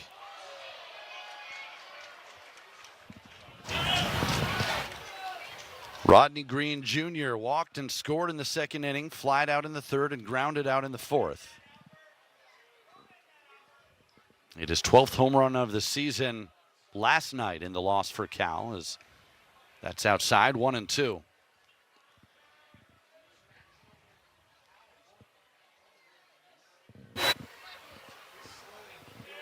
Dugan trying to get out of this inning. And it's 2 balls and 2 strikes. By the way, we mentioned Stanford at 119, Cal 52 in the RPI entering this series. They'll go down likely, even if they win today, just losing 2 of 3. 2-2 pitch. You're now right. 3-2. But let's just say Cal plays 500 the rest of the way, and they end up quote unquote around 58 to 62, right? Everybody will say they're on the bubble. Mm-hmm. But the only thing that differentiates the fifth place team in the SEC and the ACC against somebody like a Cal, if that's where they finish, is those three letters. Charging the play is Haskins, and he throws out Rodney Green Jr. to end the inning. Cal adds 2 more runs. Bears lead at 6-0. Trey Newman back on the hill. He's thrown 67 pitches through 5 shutout innings. And his California Golden Bears have given him some run support, up 6-0 as we head to the bottom of the 6th. Just 1 hit allowed for the freshman right-hander, 2 walks, 6 strikeouts. He was the Pac-12 pitcher of the week last week. How many hits did he give up last week? 3? I think it was 3. I'll check the on Beavers? that. Gave up a couple of runs, but struck out 8. So, I mean, he's putting another performance like that up today. Who knows? He could go back-to-back. He'll be facing the top of the order here against Stanford. Owen Cobb, Ethan Hott, and Court McDonald.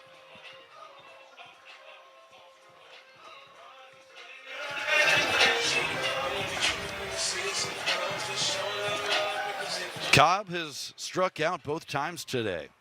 It's a rare occurrence. 0 for 2. Came in batting .302 for the season. And he takes a strike. That average is now dipped down just below 300 to 299. Well, 7 home runs. Excuse me, Ben, but Owen was well above 300 the entire year last year in that professional lineup that the Cardinal was featuring every day. But he was in the 9-hole. And it was like, oh, yeah, they're in the 9-hole. Yeah, it's the guy that's playing shortstop that's hitting 300. By the way, Newman only gave up 1 hit against Oregon State in 5 innings. Had 1 walk, 2 runs allowed, 8 strikeouts. Well, it's interesting. I feel like Owen Cobb kind of represents this Cardinal lineup this year. He's another guy who got off to a slow start and has really come on strong over the last month or so as he got a piece of that. And then this lineup also, of course, lost Braden Montgomery to the portal. Right, Texas A&M now. And yes, Braden Montgomery is projected to be a top 5 pick in the MLB draft. Mm-hmm. Well, speaking of big-time talent, we haven't even talked about who's coming to Stanford next year. Another 1-2 pitch inside. I don't know about you, but I'm excited for it. Rentaro Sasaki, the top high school player in Japan, a guy who is certainly projected to be a terrific pro at some point as well. I'm already calling that he's going to have a fan club during the games. He better. Good at bat here from Cobb.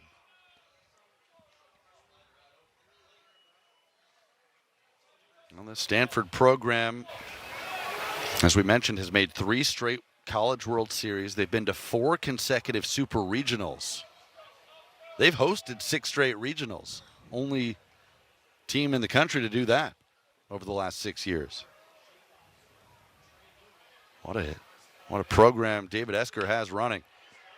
That's going to drop into left field. Terrific at bat for Owen Cobb. Just the 2nd hit today for the Cardinal. Some real good hitting by Owen Cobb right there.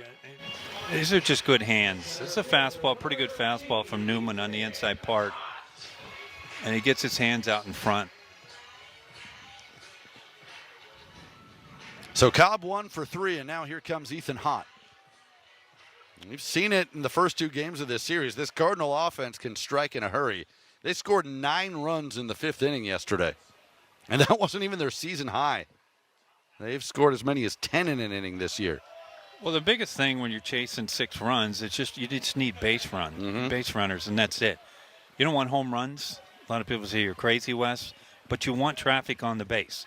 That's what you want. You want a pitcher to see a bunch of traffic being base runners. 1-1 now on Hott. No, you're right. I mean, you'll take the home runs if they come, but what really starts to build the momentum in the rally is exactly that, just stringing hits together, hits and walks. Well, you're just trying to get the tying run on deck, and then you see the pickoff throw from Newman over there, right? There's a pitch clock in college baseball and MLB, 20 seconds. Fly ball hit pretty well to right center field. Green and Gwynn over there, and it's Gwynn who makes the catch. So Cobb has to go back to first base. One out in the bottom of the sixth.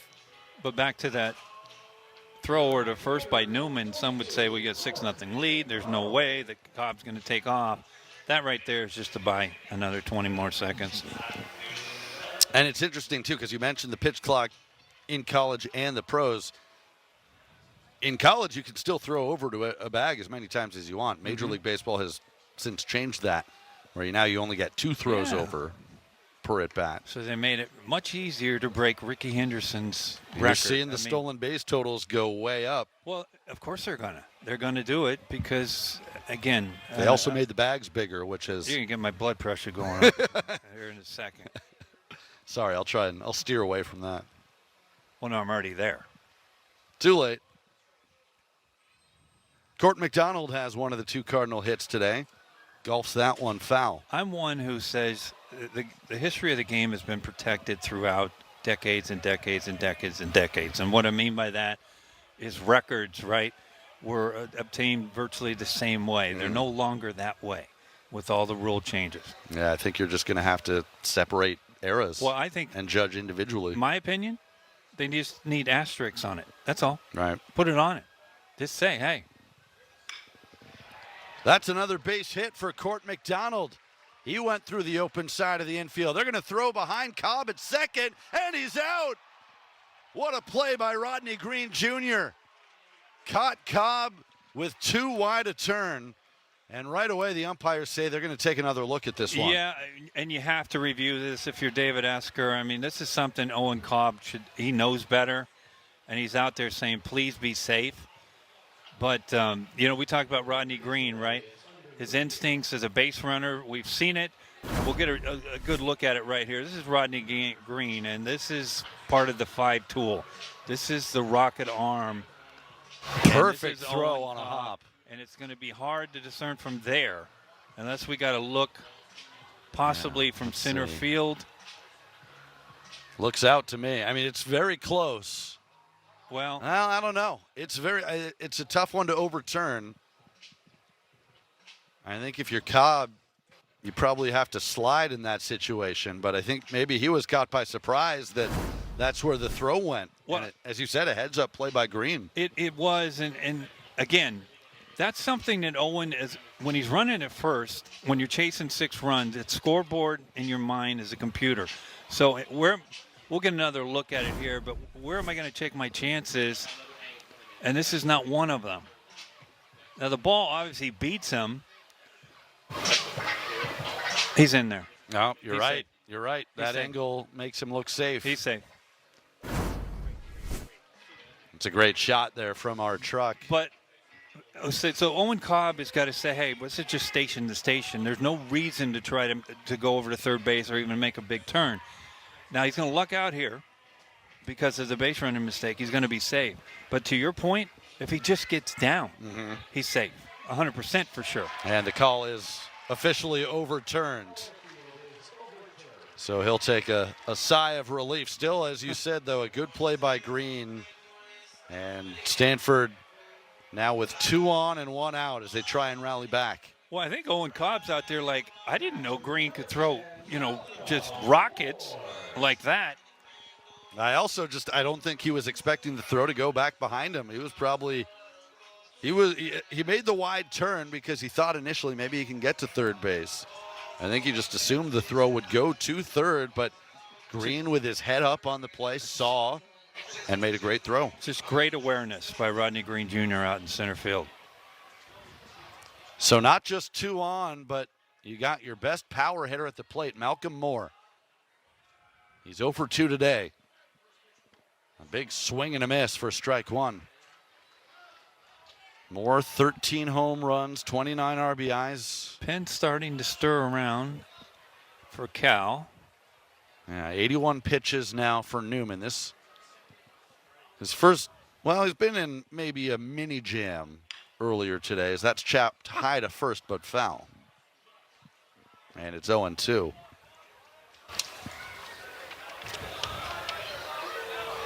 Malcolm Moore was a freshman All-American last year.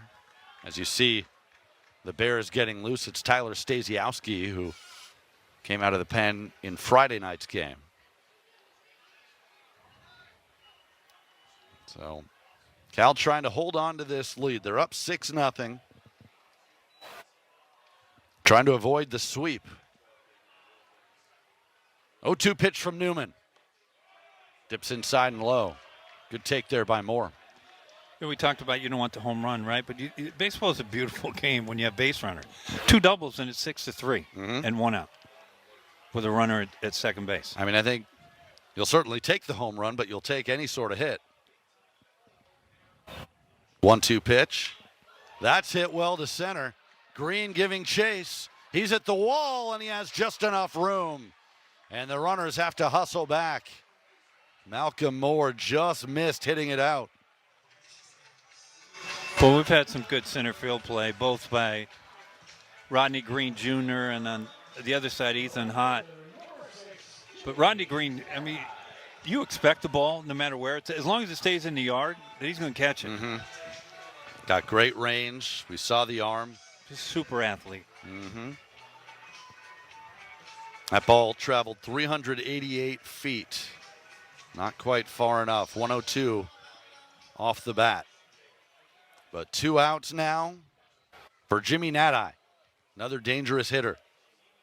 He's walked both of his first 2 plate appearances in this game. Good slider. Are those analytic numbers that you give me? Is that what those are? I guess so. I don't know if I would consider distance an analytic. Maybe the exit velocity. Well, it's a number. That's what analytics are, numbers. That's true. Let's put it this way. It's not an advanced analytic. It's an analytic. Good block by Loma Vida. Cobb thought about trying for third, but yeah, down by 6 runs. I'm sorry, and with what folks, just happened, I'm you don't just want to do that. Have you seen Owen Cobb at second base? That was one of those, somebody was like, he thought, and then somebody was yanking him by his belt. No, you're not going to go.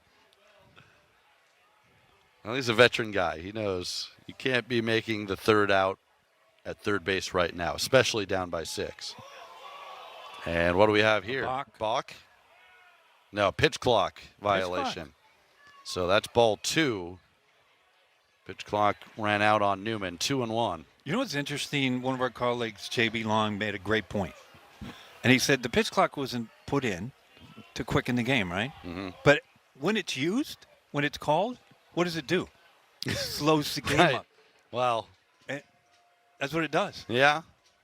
We're going to get a visit to the mound here from Cal pitching coach Chris Bodishbaugh. Newman at 86 pitches right now. Again, Stasiowski getting loose. He's probably about ready to come in if the Bears want him. Newman's season high for pitches, 87. Did that a couple weeks ago at Washington State. That right there is just to go out. That was a calm him down and probably telling Newman, this is your last hitter, period. Okay? Take your time, breathe. This is going to be your last hitter regardless. Get him out. You're done. We're going to hand it over to the bullpen. Well, now as one, as a starter, now you can empty the tank, right? You don't have to hold anything back if this is the end for you. Good slider, 2-2. That's been a tough pitch all day for these Cardinal hitters. It's been working for Newman. What has been, to your point, the entire game, his best pitch. The 2-2 in the dirt. Another good block by Loma Vida. So now the count is full. Runners will get a head start on the pitch. Brandon Larson would hit next.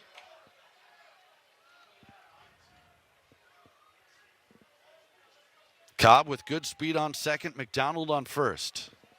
I wouldn't expect anything else other than a slider because that's the way Net-Eye's been thrown the entire game. Slider down and away, down and away, down and away, down and away. Let's see if he goes back to it. The payoff pitch. Hit hard and fair into the left field corner. Cobb will score. So will McDonald as it kicks away from Burden. It's a 2-run double. And Jimmy Net-Eye puts Stanford on the board.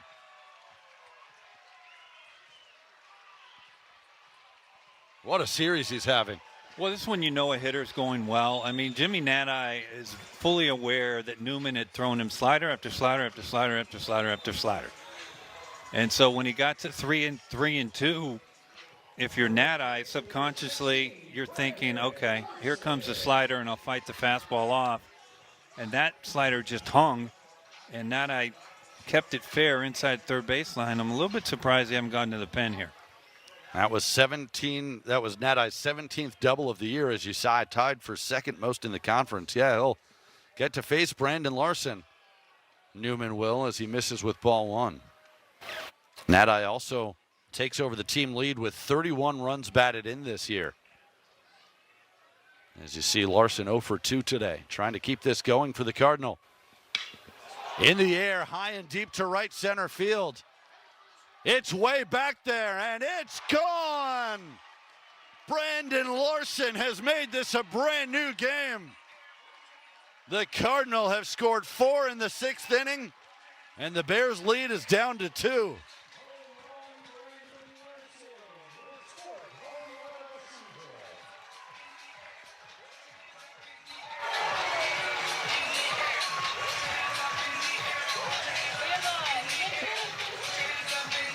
Well, it's just a fastball up in the zone, and Brandon gets every bit of this ball. Watch where the location is. It's up. We talked about covering the top of the zone on a ball. Yeah, he went up in and the zone. got it. 415 feet on that one. But I was a little bit surprised that they left Newman out. I mean, I went through my mindset, what he was being told when the pitching conference went out there. Is that this your last hitter? Mm-hmm. Guess not. No. Well, it's too bad because it spoils sort of what had been a great day for Newman. We'll tell you about Stasiowski when we come back. We've got a pitching change and a heck of a game on the farm. Tyler Stasiowski coming into the game for Cal, his team leading 21st appearance of the year. And he's probably been their most effective reliever. You look at the numbers there, 3-1, a 3.04 ERA. Terrific strikeout to walk ratio, 34 Ks in 23 2/3 innings. And he will try and get the final out of this 6th, where Stanford has put up 4 runs and got back within 6-4. This is a brand new baseball game now. You're right, Ben, but it'll tell you how important this game is for Mike New and his staff as we take a look at Trey Newman's numbers for the day. 5 2/3, just 5 hits, and of course he gave up the 4 earned runs, all in this inning. Yeah, I mentioned it. It's tough because he probably pitched a lot better than that line looks. You know, he had a shutout going, almost got through 6 without giving up a run, but charged with the 4. Right, but back to Mike New and his staff saying how important this game is to them. Mm-hmm. When they have Tyler Stasiowski get up, who's basically been their best out of the back end of that bullpen, get up in the 6th inning. 6th inning. When they're leading 6-0, that tells you right then how much Mike knew the importance of this game is for Cal. By the way, we've got a pinch hitter. Gabe Springer is batting for Jake Sapien against Stasiowski, and a swing and a miss there. So Springer, a switch hitter, batting left against the right-handed Stasiowski. He came on as a pinch hitter in yesterday's game. Was 1 for 2. That misses low. 2 balls and a strike. Well, I think you're right, and it is a big game for Cal based on what happened in the first 2. You don't want to get swept at this time in the season, especially coming off a sweep of Oregon State last weekend. You don't want that canceled out. Mm-hmm. 2-2 now on Springer. Well, you look across the conference, and what has happened this weekend. Arizona was leading the pack by 2.5 games when this weekend started. this weekend's over, and they're tied now. But with Utah, That's a pretty nasty pitch from Stasiowski. Springer goes around, and that will end the 6th inning. We got a good finish brewing in Stanford. Cal leading at 6-4. Pac-12 Baseball is presented by Watch Sports, the official live event guide of the Pac-12. Download today. 6-4, Cal leading Stanford as we head to the 7th inning. 6 runs on 10 hits, no errors for the Bears. 4 runs, 5 hits, 4 errors for the Cardinal. But what a 6th inning for Stanford as they got 4 runs on the board. And all of a sudden, this is a tight game coming down the stretch. well, if you've ever been around a David Esker club, especially the last 3 years, no lead is safe, especially here at Klein Field, a sunken diamond. New pitcher coming in for Stanford, Trevor Moore, the sophomore right-hander from Golden, Colorado. The numbers on Moore this season, 3-0, a 5.32 ERA. This is his 20th appearance of the year.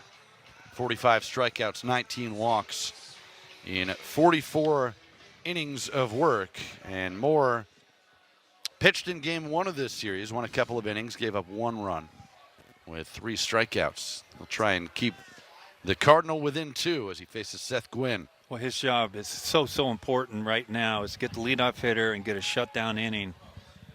Shutdown inning being the inning right after your team scores runs. Keep the momentum going. As you see the numbers for Moore. Gwynn looking for his first hit of the day, 0 for 3, and a couple of swings and misses to make it 0-2. Gwynn, the Pac-12 Player of the Week last week. He's hitting .311, 6 home runs. 3 of them came last weekend against Oregon State. Takes ball 1. Bears trying to get back to 500 in Pac-12 play. They're 11-12. Stanford at 11-9. Tell you, if they can come back and get this sweep, all of a sudden they're within 2 games of first place. That one sent deep to right, but McDonald has room, and he makes the catch. Well, it's so interesting. There's so many clubs right now. You can go all the way down past Stanford. You can go to USC, all the way down to USC right now in the Pac-12 standings. Whoever gets on a run, and we've seen it, right? We just saw Cal win nine straight. Right. We saw Arizona win 14 of 15. Right. So it has happened. And one of those teams gets hot, it'll flip the entire conference. You're exactly right. I mean, Cal was 5-10 before their 9-game winning streak. Now 6 of the games were in conference play, so they went from 5-10 to 11-10. Well, pretty much every club has had a run, and I mean not just a run, really good run. USC had a great run recently. Of course, Arizona had theirs, Cal had theirs, Stanford not so much. Even though they've hit over 325 for the month of April, they're only 8-8, right? Max Handren having a big day. Couple of hits, also reached when he was hit by a pitch. But that 8-8 also includes the series win over the Oregon Ducks. At the time ranked. They still should be ranked, in my opinion. You just never know. Stanford has won 6 of their last 8 games coming into today, as that is hit hard into the gap in right center field, and it's going to get to the wall. Handren will speed into second base with a double. He's 3 for 3 and has been on base 4 times in this one. He has hit the ball all over the yard. His first at bat was the RBI single to put the Bears on the board. Then he hit the ball to left center. And now he says, let me try right center. His 12th double of the year, the preseason all-conference selection. So 1 away, runner on second for Peyton Schultz, who's also having a good game. 2 for 3 with a run scored. Nice breaking ball. 0-1.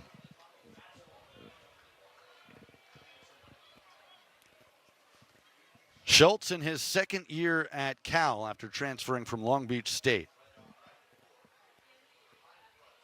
He's a junior, as that's a called strike and quickly 0-2. You know, it's things about baseball you just kind of know.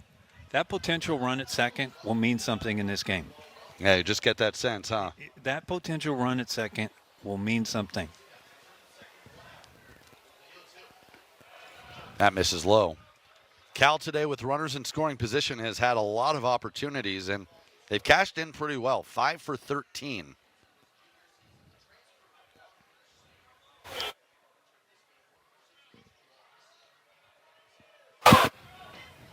Moore from the stretch, looking back at second.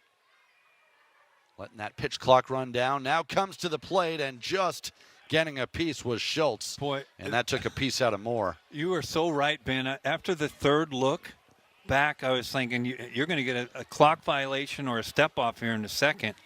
Take a look at Moore.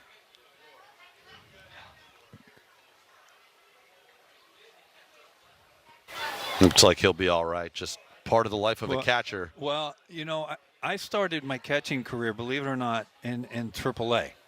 And I started catching Tom Candiotti, believe it or not.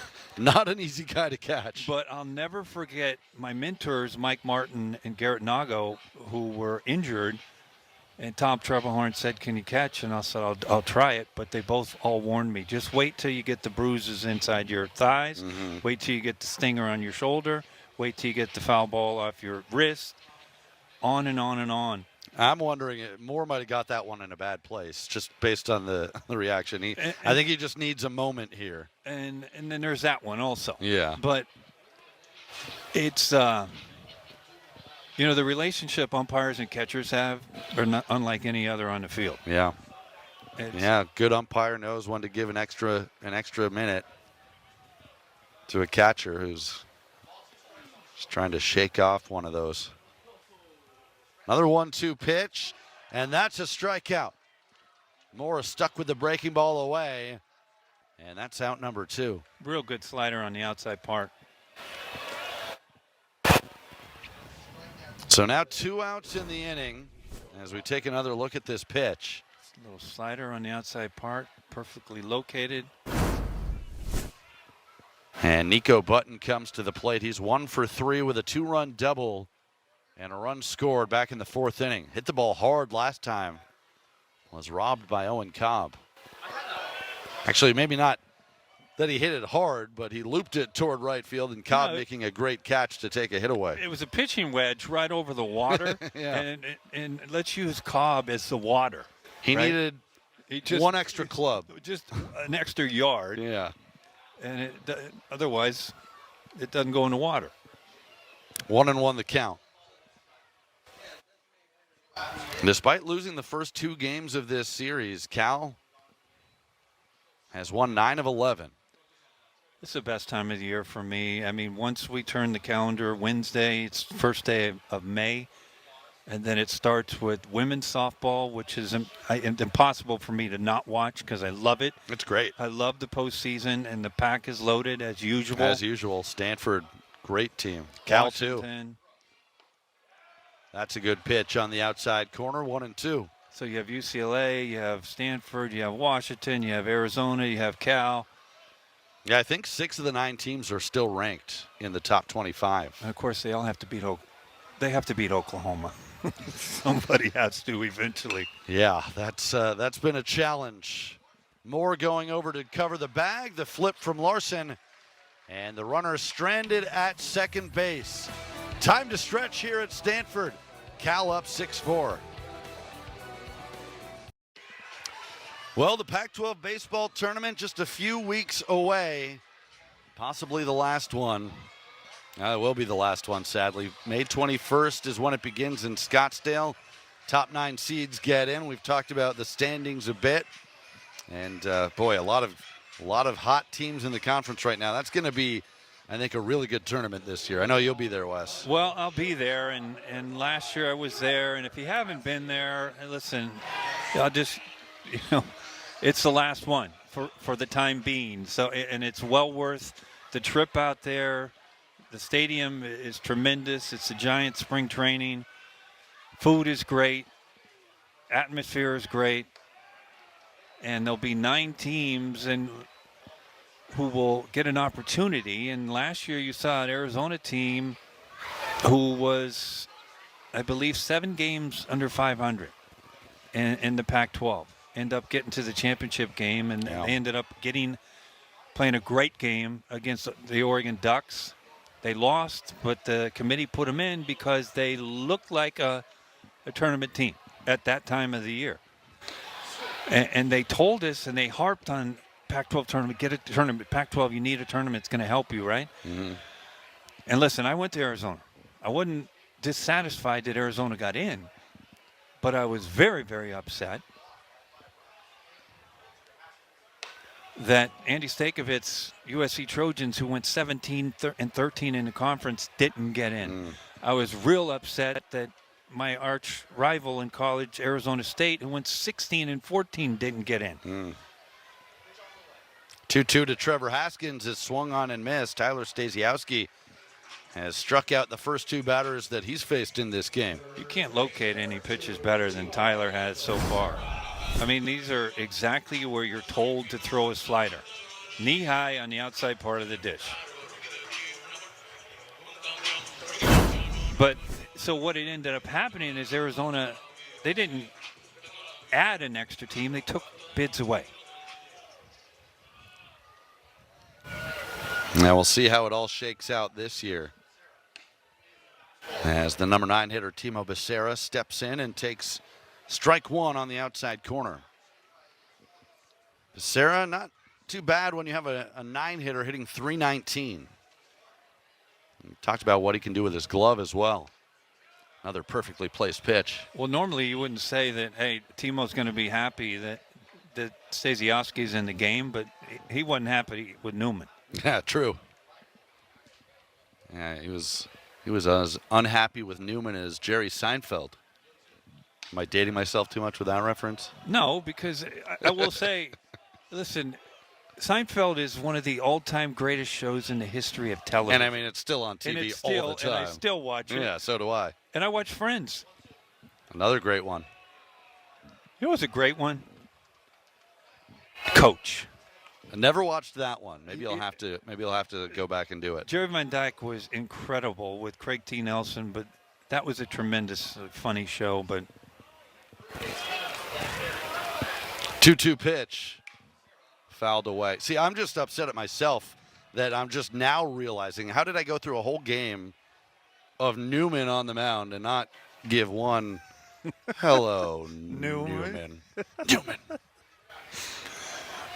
Well, you know what's interesting? Another 2-2 pitch to Becerra. Chopper to first base. Schultz flips it to Stasiowski, 2 away. Well, here's the thing I'll say. If they're still running reruns of 2.5 Men, another great show, great show, Friends, Seinfeld, it must mean that a lot of this generation is watching them. Yeah. They wouldn't keep running. No, you're right. I think you're absolutely right. People watch, I think. Don't let me start on music. Because it was a shock to me, right, when I was managing in Pro Bowl, and I'm listening to my hero on some of my players' music boxes, right? Tom Petty, right? Or Rush or something like that. I'm like, what do you guys know? And they're like, or the Doors, right? Yeah. And they're like, we don't have rock, man. We don't get this. I enjoy when younger generations can appreciate music from before their time. Well, I mean, I do the same thing. I was listening to a music show, and somebody came on there, and they said, this is going to be the first generation where their children listen to the parents' music. 2-0 on Owen Cobb as he fouls it back. Cobb singled and scored in the 6th inning. Started that 4-run rally for the Cardinals. Cal led this game 6-0 before that 4-run 6th from Stanford. Stasiowski has done a nice job restoring order. He's pitched an inning now and recorded 2 strikeouts.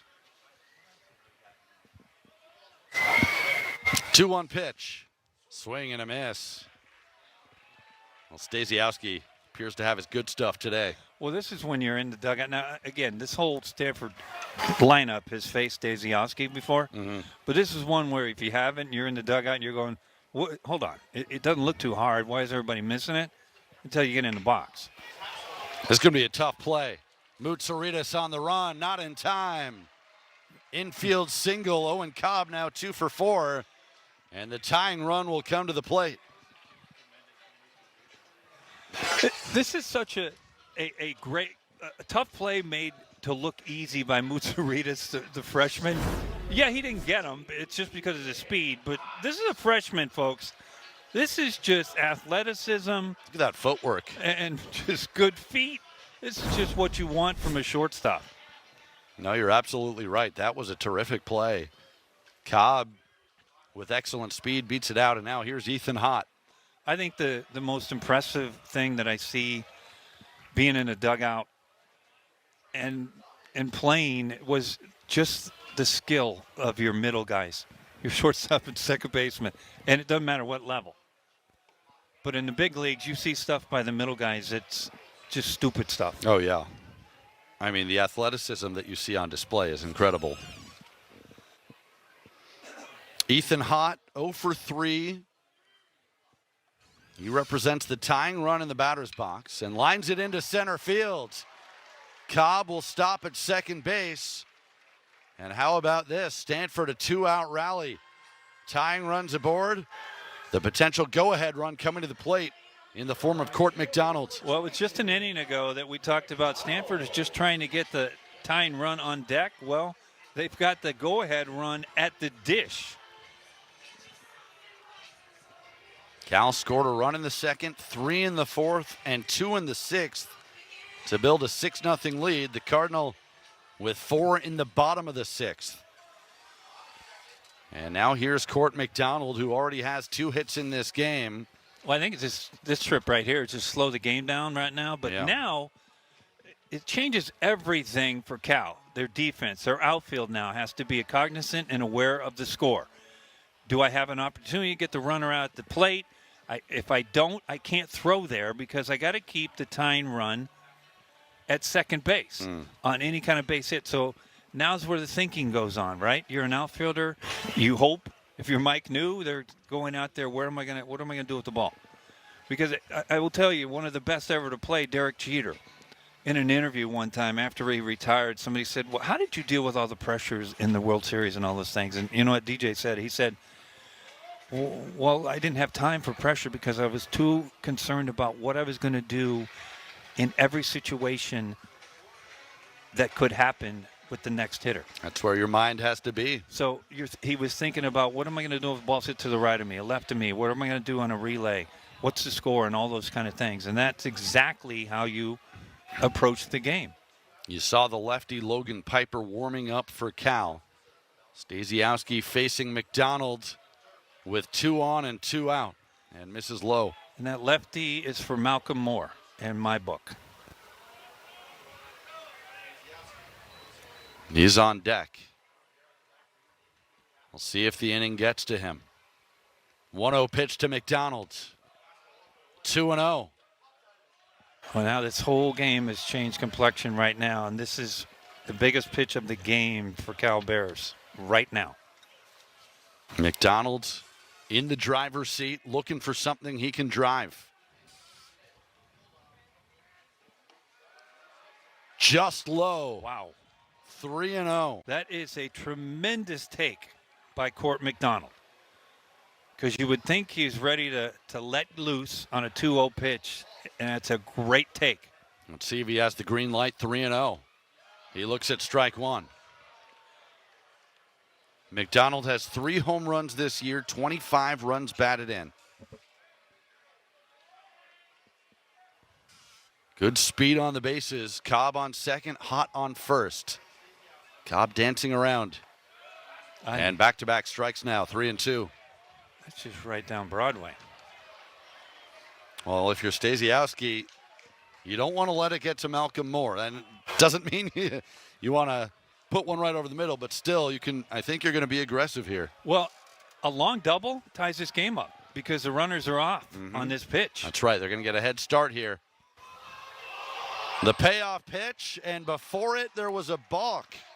No, excuse me, pitch clock violation. Oh, boy. Oh, my goodness. That's ball 4 on the pitch clock violation. I thought they were saying balk. They were saying ball, or maybe they were saying clock. But what a way to load the bases for Malcolm Moore. I'd be surprised if they don't go get the left-hander in the pen right now. Decision time for Mike New. Well, there's a reason they got the lefty up, and I've said this forever, right? If you got the lefty up in the pen, there's a reason. Yeah. Why'd you get him up, right? Yeah. That said, I don't know. It's a tough call because Stasiowski is... He's been their best out of the back He's end of been that their pen. go-to guy, so they're going to let him stay in and face Malcolm Moore. Good take on the first pitch. And that's where Malcolm has been susceptible, is down and in. If that pitch is just a little bit higher, we've seen Malcolm swing through those pitches. Moore 0 for 3 today, 245, 13 home runs, tied for 4th most in the conference. Just got under that one, popped up, shallow left center. Who's going to take it? It's the left fielder, Jag Burden. And what a job by Stasiowski. He loads the bases but gets out of it. Cal still ahead. Boy, this has been a good one. The finale of this 3-game series. Cal leading Stanford 6-4. Our Pacific Premier Bank game of the week on the Pac-12 Network. The Bears got out of a bases-loaded jam in the 7th. Tyler Stasiowski getting Malcolm Moore to pop out to shallow left. And Cal still ahead. They've led this game by as many as 6. Built a 6-0 lead. Now trying to hang on. Cardinal are hoping to rally back and complete the sweep. But let's see what happens in this 8th inning. I feel like Cal would feel a lot more comfortable adding a little insurance, at least 1 run. Well, they haven't scored since the 6th, although that was only a couple of innings ago. right, and you think about it from both dugouts, both skippers, and both coaching staffs are thinking about when it gets this late in the game, the 6 runs going to win this game. Do you think 6 runs are going to win this game? Now, if you're on Cal's side, you're thinking, well, heck yeah, 6 runs is fine. Our pitching staff is going to shut down the Cardinal.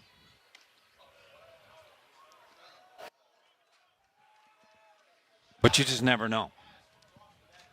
Jag Burden will be followed by P.J. Moutsouridis and Jaron Advincula.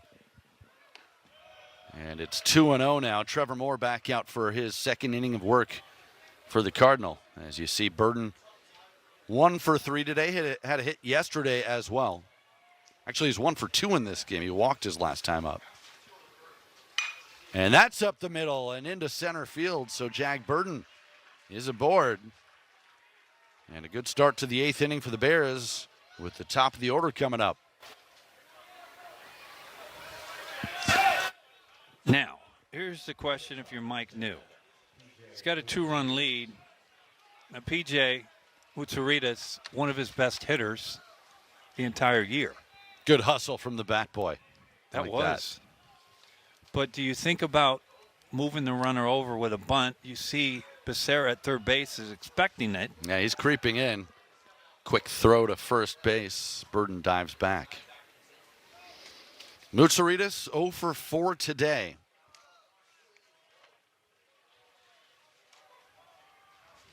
He does have 4 sacrifice bunts this year. And he did show bunt, pulled it back to take ball 1. Well, because you pick your poison. Mike New is in the driver's seat right here. If he bunts over Burden to second base, Advincula is on deck, who's had a great day. And then behind him is none other than Loma Vida. Gets the bunt down to Becerra. Only plays to first base. And Burden moves into scoring position with 1 out. You know what's interesting about sack bunts? For forever and ever, runner on first, it's normally the bunt towards the first baseman. Make him field it, right? Mm-hmm. But you see it now to where they're bunting the ball all over the place. That said, if you're Becerra and Well, we'll get back to that in a moment. We first want to tell you, our Rawlings player of the game, Jaron Advincula, look at the day he's had. Tripled his last time up, couple of RBIs. He's at the plate right now.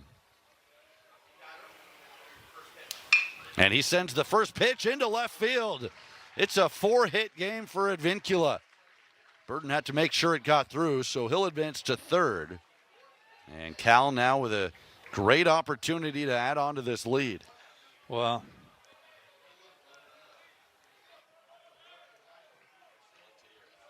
you know, Rawlings was my favorite catcher's club, believe it or not. Champions choose Rawlings. Well, You must be a champion. well, that year we did win the Coast League, so. Right on point. Here's Caleb Lomavita. Doubled his last time up. He's also reached on an error in the game. He's 1 for 4. Long look in from Moore. Now comes home and a foul tip for strike one. This is just advantage Cal. I mean, big time. If you're Stanford, you're hoping that somehow, some way, that Moore can punch out Lomavita and get out of this mess. Tough guy to double up to with his speed. They've got the shift on defensively, which also makes it harder. But Moore jumps ahead in the count, 0-2, and now he's definitely thinking strikeout. Well, he is. He's either going to go up the ladder with high fastballs up and out of the zone straight over the plate, or he's going to throw something on the outside part. Slider, which is going to put a lot of pressure on Malcolm Moore to block. Burden on third, Advincula on first. 1 out. Another long look. The 0-2 pitch. And he lays off the high fastball.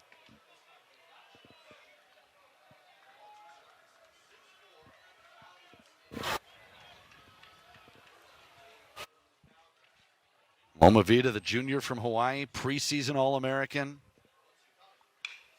Chops that one foul. That got way too much of the plate. I know it's a foul ball, but that's not where Moore wanted to throw that slider. Maybe a bit of a break that it was a foul ball and that Lomavita couldn't do more damage with it. Well, if he throws that ball on the outside part, it's either going to be a swing and miss, or Lomavita's going to hook it over to Becerra at third, and they can get out of this inning with a 6-4-3 double play. Another 1-2 pitch on the way. Just outside. Couple of good takes on the fastballs from Lomavita. Well, this is the beauty of baseball, isn't it? It's the best game in the world. There's just so much strategy. Lomavita homered in last night's game. His 13th of the year. And he strikes out swinging. Trevor Moore wins the battle. And a massive second out. Well, it's a great slider, and it's on the outside part. That's where he wanted to throw the previous pitch. And this is high enough to where it looks like a strike for Lomavita, and it's on the outside part. And he's possibly one pitch from getting out of this mess is Moore. Look at the shadows, too, on the field. I mean, that can't be easy either as a hitter. You got the pitcher in the sunlight. You got shade in between that and the plate, as Rodney Green Jr. is the batter. 0 for 3 with a walk and a run scored.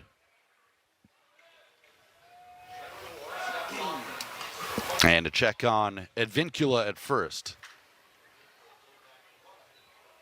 Well, Advincula does have some good speed. He's stolen 3 bases this year. Would be interesting to see if Moore would actually throw down to second on a potential steal with that runner on third.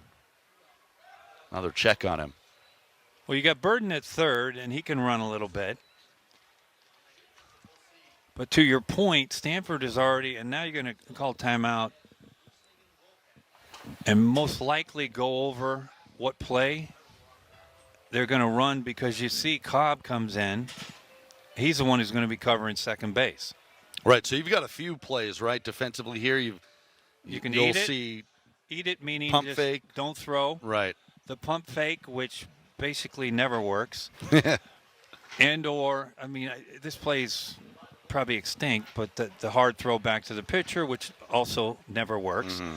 Or a direct throw to the bag at third base. And that I've seen that work. But then again, you've got to think about that. If you don't throw through, now are you going to pitch to Rodney Green Jr. or are you going to pitch to the right-hander Seth Gwynn? Because first base would be open. And now they're going to make Yeah, let's see a if they're going to make a trip. change now, because we're getting a visit from Thomas Eager to the mound, and perhaps that first visit from Malcolm Moore was just to buy buy a some little time. time. There's a right-hander warming up for the Cardinal. So we'll see. Thomas Eager does all the mound visits for Stanford, whether it's a pitching change or not. It's Torin O'Haron who got the save in Friday's game, loosening up. And he will be coming in.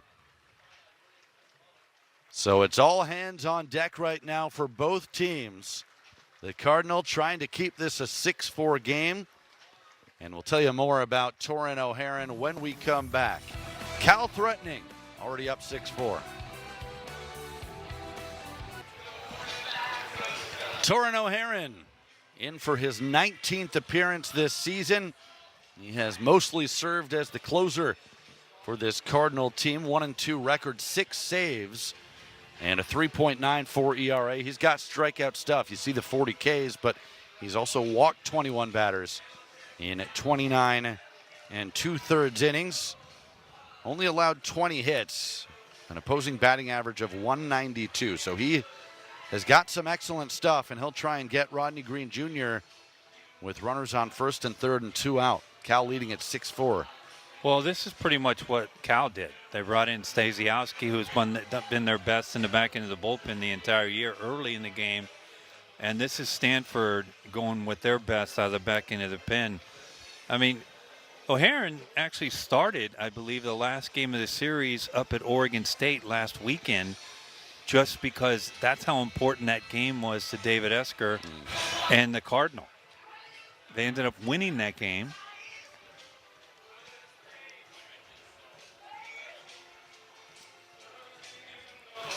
So as we mentioned, O'Haron pitched on Friday night. Got the save for Stanford, an inning and 2/3 without allowing a run, 1 hit and 1 walk in that game with 4 strikeouts. So this is a good battle here between O'Haron and Green. Again, Cal would gladly take any sort of insurance runs they can get. A little too close for comfort right now, given they had a 6-0 lead, and it's now down to 6-4. Well, the Cardinal also knows one thing. Stasiowski's been out there for a couple innings already Right. for Cal. That's true. So How much longer is Cal can they afford to go with him? you'd figure he'd be unlikely to finish the game. So who else does Cal turn to in their bullpen?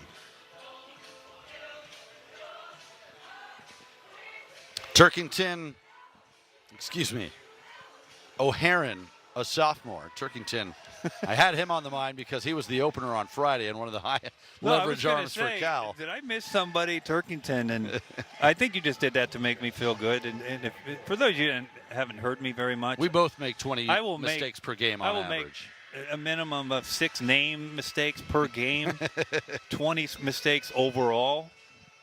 And that's just Ben trying to make me feel good. I'm just a team player. O'Haron, I was going to say a sophomore from Rockland. So here we go. Rodney Green Jr., 0 for 3 with a walk. And that bounces away from Moore. It'll allow Advincula to get into scoring position. Now runners on second and third. Well, now the decision comes to Stanford. Do they want to pitch to Rodney Green or do they want to pitch to Seth Gwynn because Right. first base is open? Seth Gwynn, keep in mind, while he's 0 for 4 today, he has been hot. But the decision has been made. An intentional walk issued to Rodney Green Jr. And I think a lot of this has to do, and again, we've talked about Rodney Green, right? He's hitting around, not hitting the way they thought average-wise. Mm-hmm. But in one swing, he could separate this entire game. He's got that big-time power, yeah. But also you factor in the type of pitches that you're going to throw, Rodney Green, which is going to be very similar to what you just saw. It's going to be a breaking pitches in the dirt. So that puts a lot of pressure on Malcolm Moore. So that may have gone into the equation as well. Seth Gwynn 0 for 4 today, the reigning Pac-12 Player of the Week. Tried to ambush the first pitch and fouls it straight back. Gwynn, in his last 6 games before this one, was 12 for 24. And he had 3 home runs last weekend against Oregon State. Nice pitch, quickly 0-2. Well, Torrin O'Haron, he doesn't look like he throws that hard sometimes. I mean, that's about 93, 94 miles an hour. But it's his ability. He changes speeds on that fastball, but he's got such nasty secondary pitches. And he gets the strikeout on 3 pitches. What a job. Cal has left 13 runners on base, trying to hold on to a 6-4 lead. Pac-12 baseball is presented by Pacific Premier Bank, the official bank of the Pac-12. And by Rawlings. Champions choose Rawlings. Austin Turkington, the new pitcher for Cal. See, I knew there was a reason he was on my mind last inning.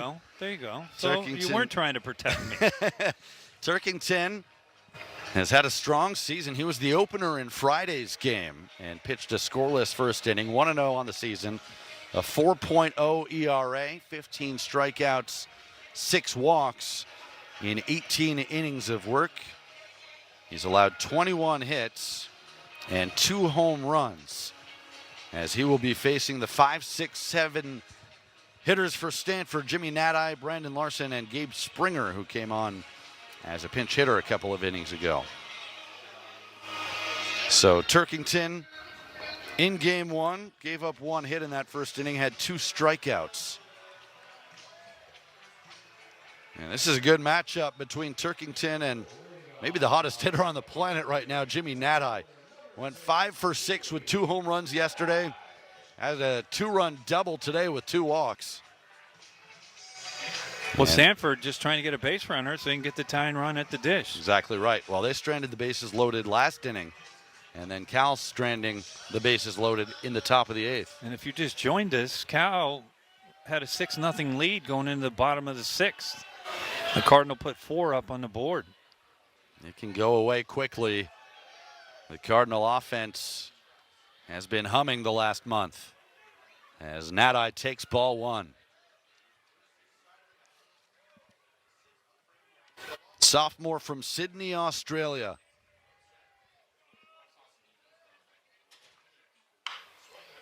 Chopper to short. Moutsaritas plays the hop, throws to first, and that is a big out for Turkington. You know, Moutsaritas kind of reminds me of Arizona's shortstop last year, which was Nick McClary.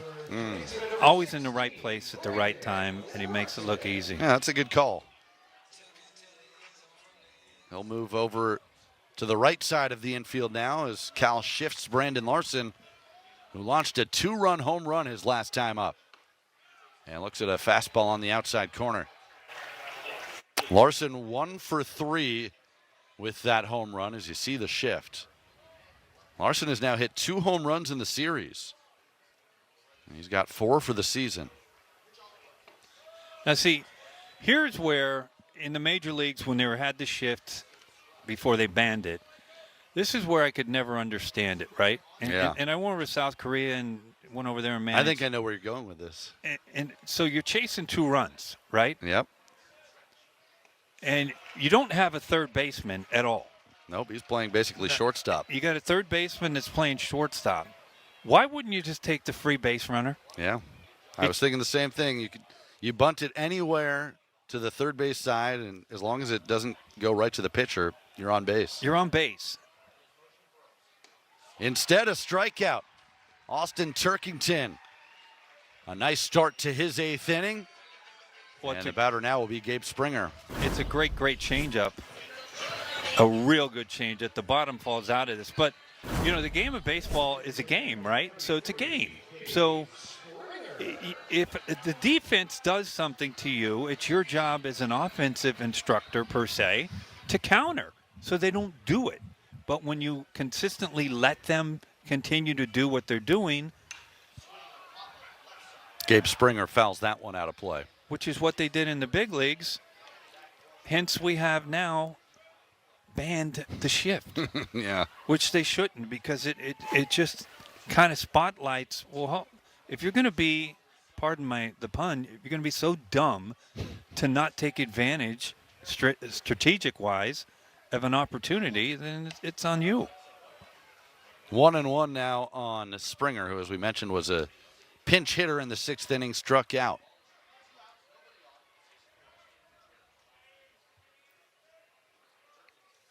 Turkington looking for a 1-2-3 inning. Good pitch. He gets ahead 1-2.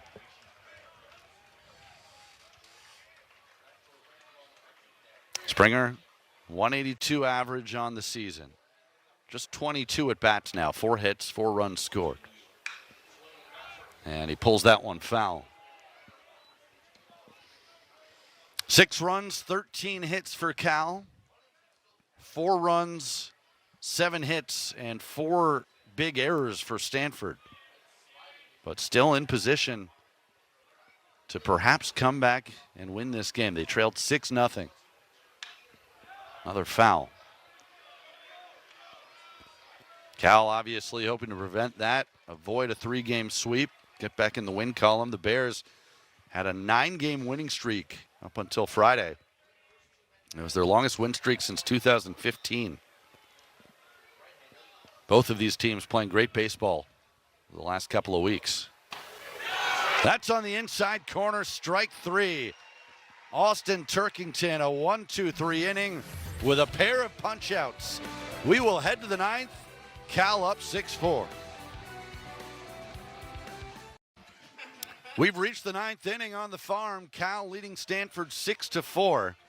Torrin O'Haron remains in the game for the Cardinal. He got the final out of the 8th inning as the Bears left the bases loaded. They'll look for a little more offense, try to add a run to this lead in the 9th. They'll have Max Handren, Peyton Schultz, and Nico Button due up. And we'll see again. The Bears led this game 6-0 going into the bottom of the 6th. Stanford rallied for 4 in that frame to get back within striking distance. And Cal is just trying to find a way to hang on and avoid the sweep, get back in the win column, get to 500 in conference play where they're 11-12. So here comes Max Handren to lead things off, and he is having a terrific game. 3 for 3. A double and 2 singles, was also hit by a pitch. An RBI and a run scored. Pops it up down the left field line. Nati in foul territory has room. And on 1 pitch, 1 out.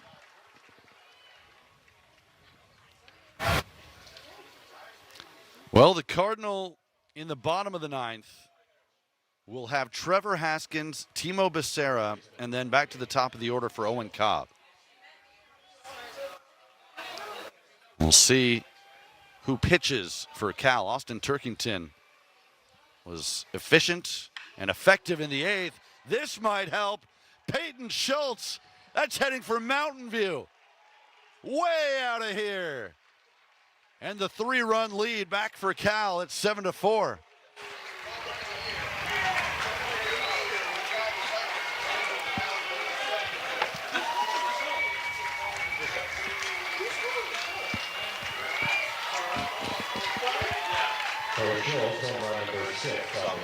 Sixth home run of the year for Peyton Schultz, who's now 3 for 5 in the game today. Did not take long to leave the yard here. Exit velo, your favorite, 103. Get a look at it. He's a big man, just so you know.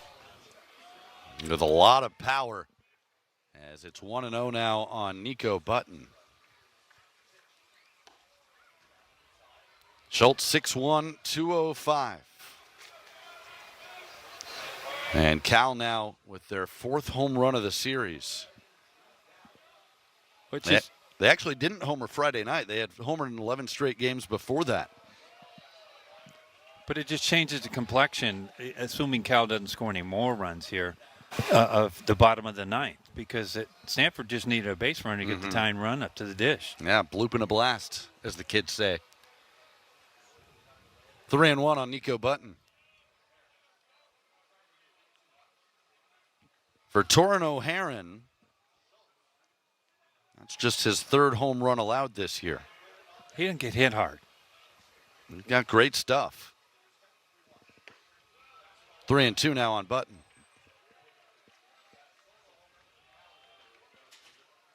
Nico today is 1 for 4 with a 2-run double back in the 4th inning.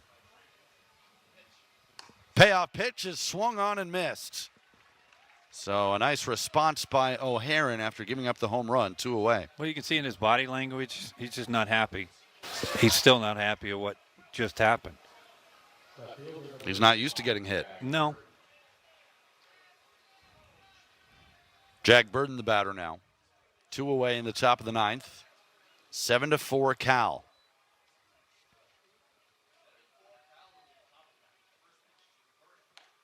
Burden takes a strike. Burden's had a nice game. 2 singles, a walk, and a run scored. Some excellent production from the number 9 spot in the lineup. Drives that one to right center field. McDonald giving chase. It's off the wall. And Burden cruises into second with a booming double. And a little shrug, too. Well, that one, you could actually fill in the blank there. What are you guys, surprised? That's what that looked like to me. What are you, surprised? He's now got 3 hits in the game. And it turns the lineup back over for P.J. Moutsouridis. But see, you know, back to this RPI discussion we were having, right? I started to mention what differentiates the 4th place team or the 5th place team in the SEC or the ACC with the Pac-12. Nobody knows because they don't play in the same conference. Yeah. They haven't played each other either. But it's just that RPI. So you take this Cal team and you're trying to tell me they couldn't finish 4th or 5th in the SEC or ACC? I mean, it just becomes a debate without much information at that point. Like you said, if these teams haven't played each other, it's just opinion. Yeah, it's an assumed, but it's all left up on that RPI. Yeah. That's manipulated by 2 conferences. Well, P.J. Moutsouridis ahead in the count here, 3-0. Jaron Advincula is waiting on deck. He's already got 4 hits in the game. Moutsouridis 0 for 4. And now he's aboard for the first time with a walk. So Cal a chance to do some more damage here. 2 on, 2 out. And a hot hitter in Advincula coming to the plate. Second baseman, number 1, Jaron Advincula. Cal has matched their season average of 7 runs. And we're going to get a visit from Thomas Eager out of the Stanford dugout. There is somebody up in the pen. Yeah, we'll see. O'Haron only had 18 pitches. He's thrown an inning. Came in with 2 outs in the 8th.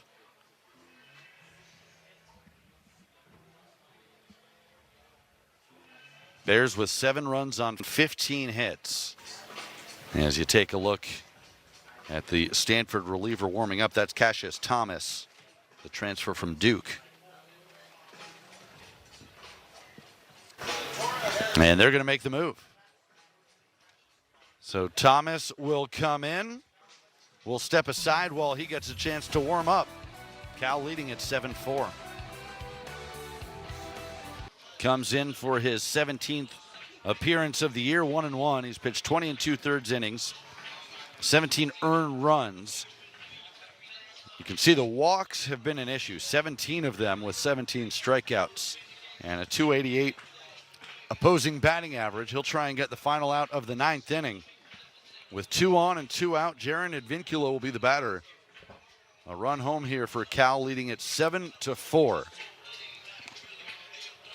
This is a big at bat. I mean, even though Cal has 1 insurance run in the 9th, still only lead by 3, and we've seen this Cardinal offense, what they can do. I'm sure they would love to add as many more runs as possible, make it a little more comfortable in the bottom of the ninth. Absolutely. He can never score enough runs. And Advincula having a big day. He's our Rawlings player of the game with 4 hits, including an RBI triple, where he came in to score 2 on an error. Sort of a little league home run, if you will, back in the 6th inning. He's driven in 2 runs in the game.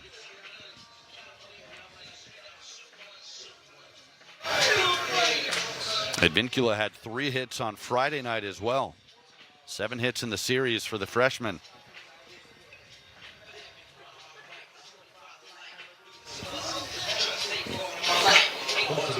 Stanford has won the first 2 games of this series. Cal did win a non-conference meeting between these schools back in early March. That was in Berkeley. I was there. Very different teams now, almost 2 months later. So here we go. Thomas, the righty, against Advincula, the left-hand hitter. And he starts him with a nice pitch on the inside corner.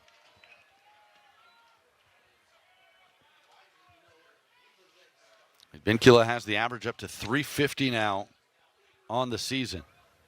4 home runs, 28 RBIs. 1-1. Look where Owen Cobb is playing against Advincula, who's a left-hand hitter. It's almost right behind second base. That 3-4 hole is wide open. Yeah, that is interesting.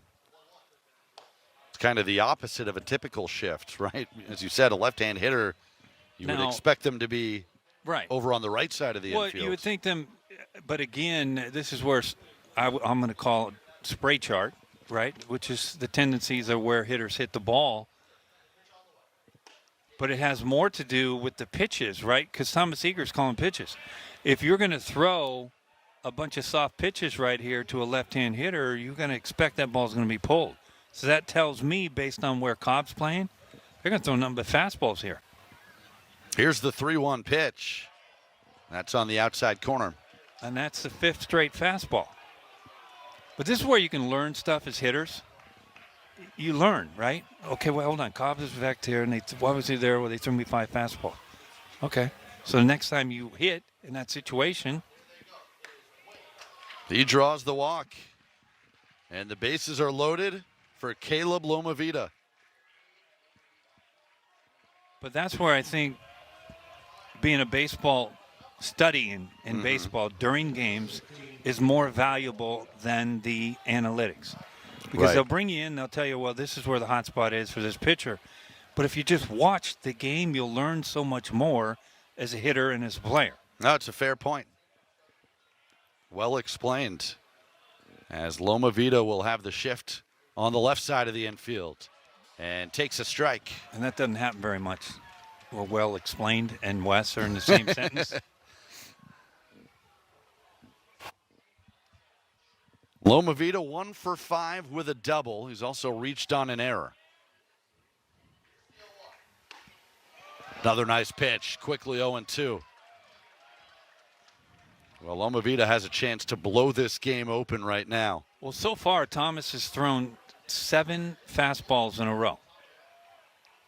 Let's see if he goes with something else ahead 0-2. Stays with it. No, he took something off, and it's a strikeout. Lomavita swung through it. So Stanford down 3 as we head to the bottom of the 9th. Here we go in the bottom of the 9th inning. Cal trying to protect a 3-run lead and avoid a sweep against their rival Stanford. Austin Turkington will remain in the game. He pitched a 1-2-3 8th inning with a couple strikeouts on just 12 pitches. Good mix of Cal and Stanford fans here at Sunken Diamond on this Sunday evening. Oh, we got the youngsters going at it too. They're like playing football or something out there. I don't know what they're playing. They're playing with the glove. What do you think the over-under for injuries for the kids when they get out and play on the knoll is per game? I don't know. Kids are tough. Hopefully nothing serious. Oh, we had a good crowd Friday night, over 2,000. Had about 1,800 yesterday, I think. Today Was probably the biggest. 100%. So the hitters due up for Stanford: Trevor Haskins, Timo Becerra, and Owen Cobb, facing Austin Turkington, trying to pick up the save, protecting a 7-4 lead in the ninth, and a swing and a miss from Haskins. Turkington has one save this year. As you see, the day that Haskins has had, 0 for 2, did reach base in the 5th inning when he was hit by a pitch. On the outside corner, maybe a little generous there from home plate umpire Mike Lusky, but it's 0-2. Haskins had 2 home runs last night in the 15-6 Stanford win. Now it's 1-2. Now, if you're Haskins, it's a must that you just shorten up and try to put the ball in play somewhere. Yep, Cardinal need 2 base runners to bring the tying run up. Hit hard, but right at Mutsaritas. And throws across the diamond in time. Good stretch by Schultz for the all-important first out. I know I've said it a bunch, but boy, Cal has a gem out there at shortstop. Yep. Just a freshman. Mike New said the same thing when I talked to him this week. He couldn't be more complimentary of both guys, Mutsaritas and Advincula up the middle. Called them both the real deal, and they certainly are. Here's Timo Becerra, looking for his first hit today, 0 for 3. First pitch swinging, chopped to short, long throw for Mutsaritas, and he got him by a step. He knows we're talking about him. Has to. Well, just like that, Stanford down to its final out. When scouts are taking a look at shortstops, they'll look, okay, can they field the ball? And then they'll look at that one thing, arm strength, right? And right there is your arm strength. That's from the 5-6 hole, and that's a laser over to Schultz at first. Leadoff hitter Owen Cobb will try and keep the game alive for Stanford. He's singled each of his last 2 at-bats, 2 for 4 today. And the first pitch is low and away for ball 1. Cobb has his batting average above 300 again. 7 home runs this year, although again, he's just trying to get on base. Takes a fastball on the outside corner, 1-1.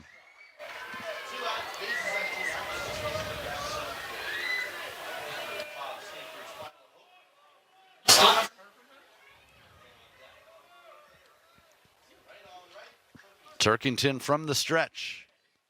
Delivers a little low. 2-1. He's been efficient, just 20 pitches. Trying to complete 2 innings for the save. The 2-1. 2-2. And the Cardinal down to their last strike.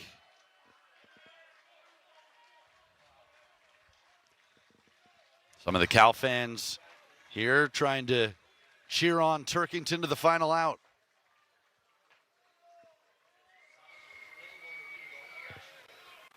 Here's the 2-2 pitch. Fouled off. Good pitch in on the hands. Cobb was able to battle it and stay alive.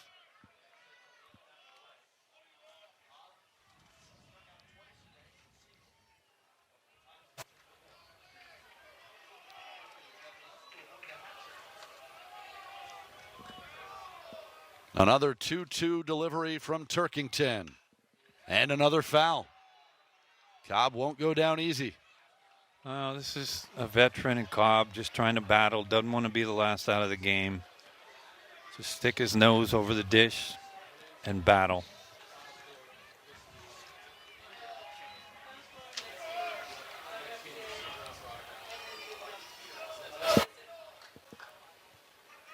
Another 2-2. And it's poked into right field for a hit. How about that at bat from Owen Cobb, who has now singled in the 6th, 7th, and 9th. That, ladies and gentlemen, is just what they would call a professional at-bat. That's all it was. It's somebody that didn't want to make the last out of the game, somebody that was just going to fight and battle and battle. And that right there, that literally is just putting the bat on the ball. What was the exit velo on that one? 86. That's all you right. need. So now here's Ethan Hott. And he takes inside. So now, if you're the Cardinal, you get one more guy on base. Tying run comes up. Now, I'll throw this to you. Here's the 1-0. You got Max Handren at third base, and he's playing very, very deep, isn't he? He is. And all you're trying to do is get the tying run to the dish. I'd think about a bunt if I were up there. The 1-1. High and away. Stanford now with 8 hits in the game, 3 of them from their leadoff hitter, Owen Cobb. Cal with 15 hits. That's in the air to right field. Gwynn is under it and makes the catch to end the game. Cal takes the finale 7-4, and they avoid the sweep. Austin Turkington, a 6-out save for his second of the year. Well, it's a big, big W for the Cal Bears. They got tremendous starting pitching from Trey Newman. And how about 15 hits on the board for the Cal Bears? They score 6-7 runs, Ben. Big win. We said it. Mike New was acting like they needed it. They did, and they got it. For Wes Clements and the rest of our Pac-12 Network crew, this is Ben Ross saying so long from Stanford.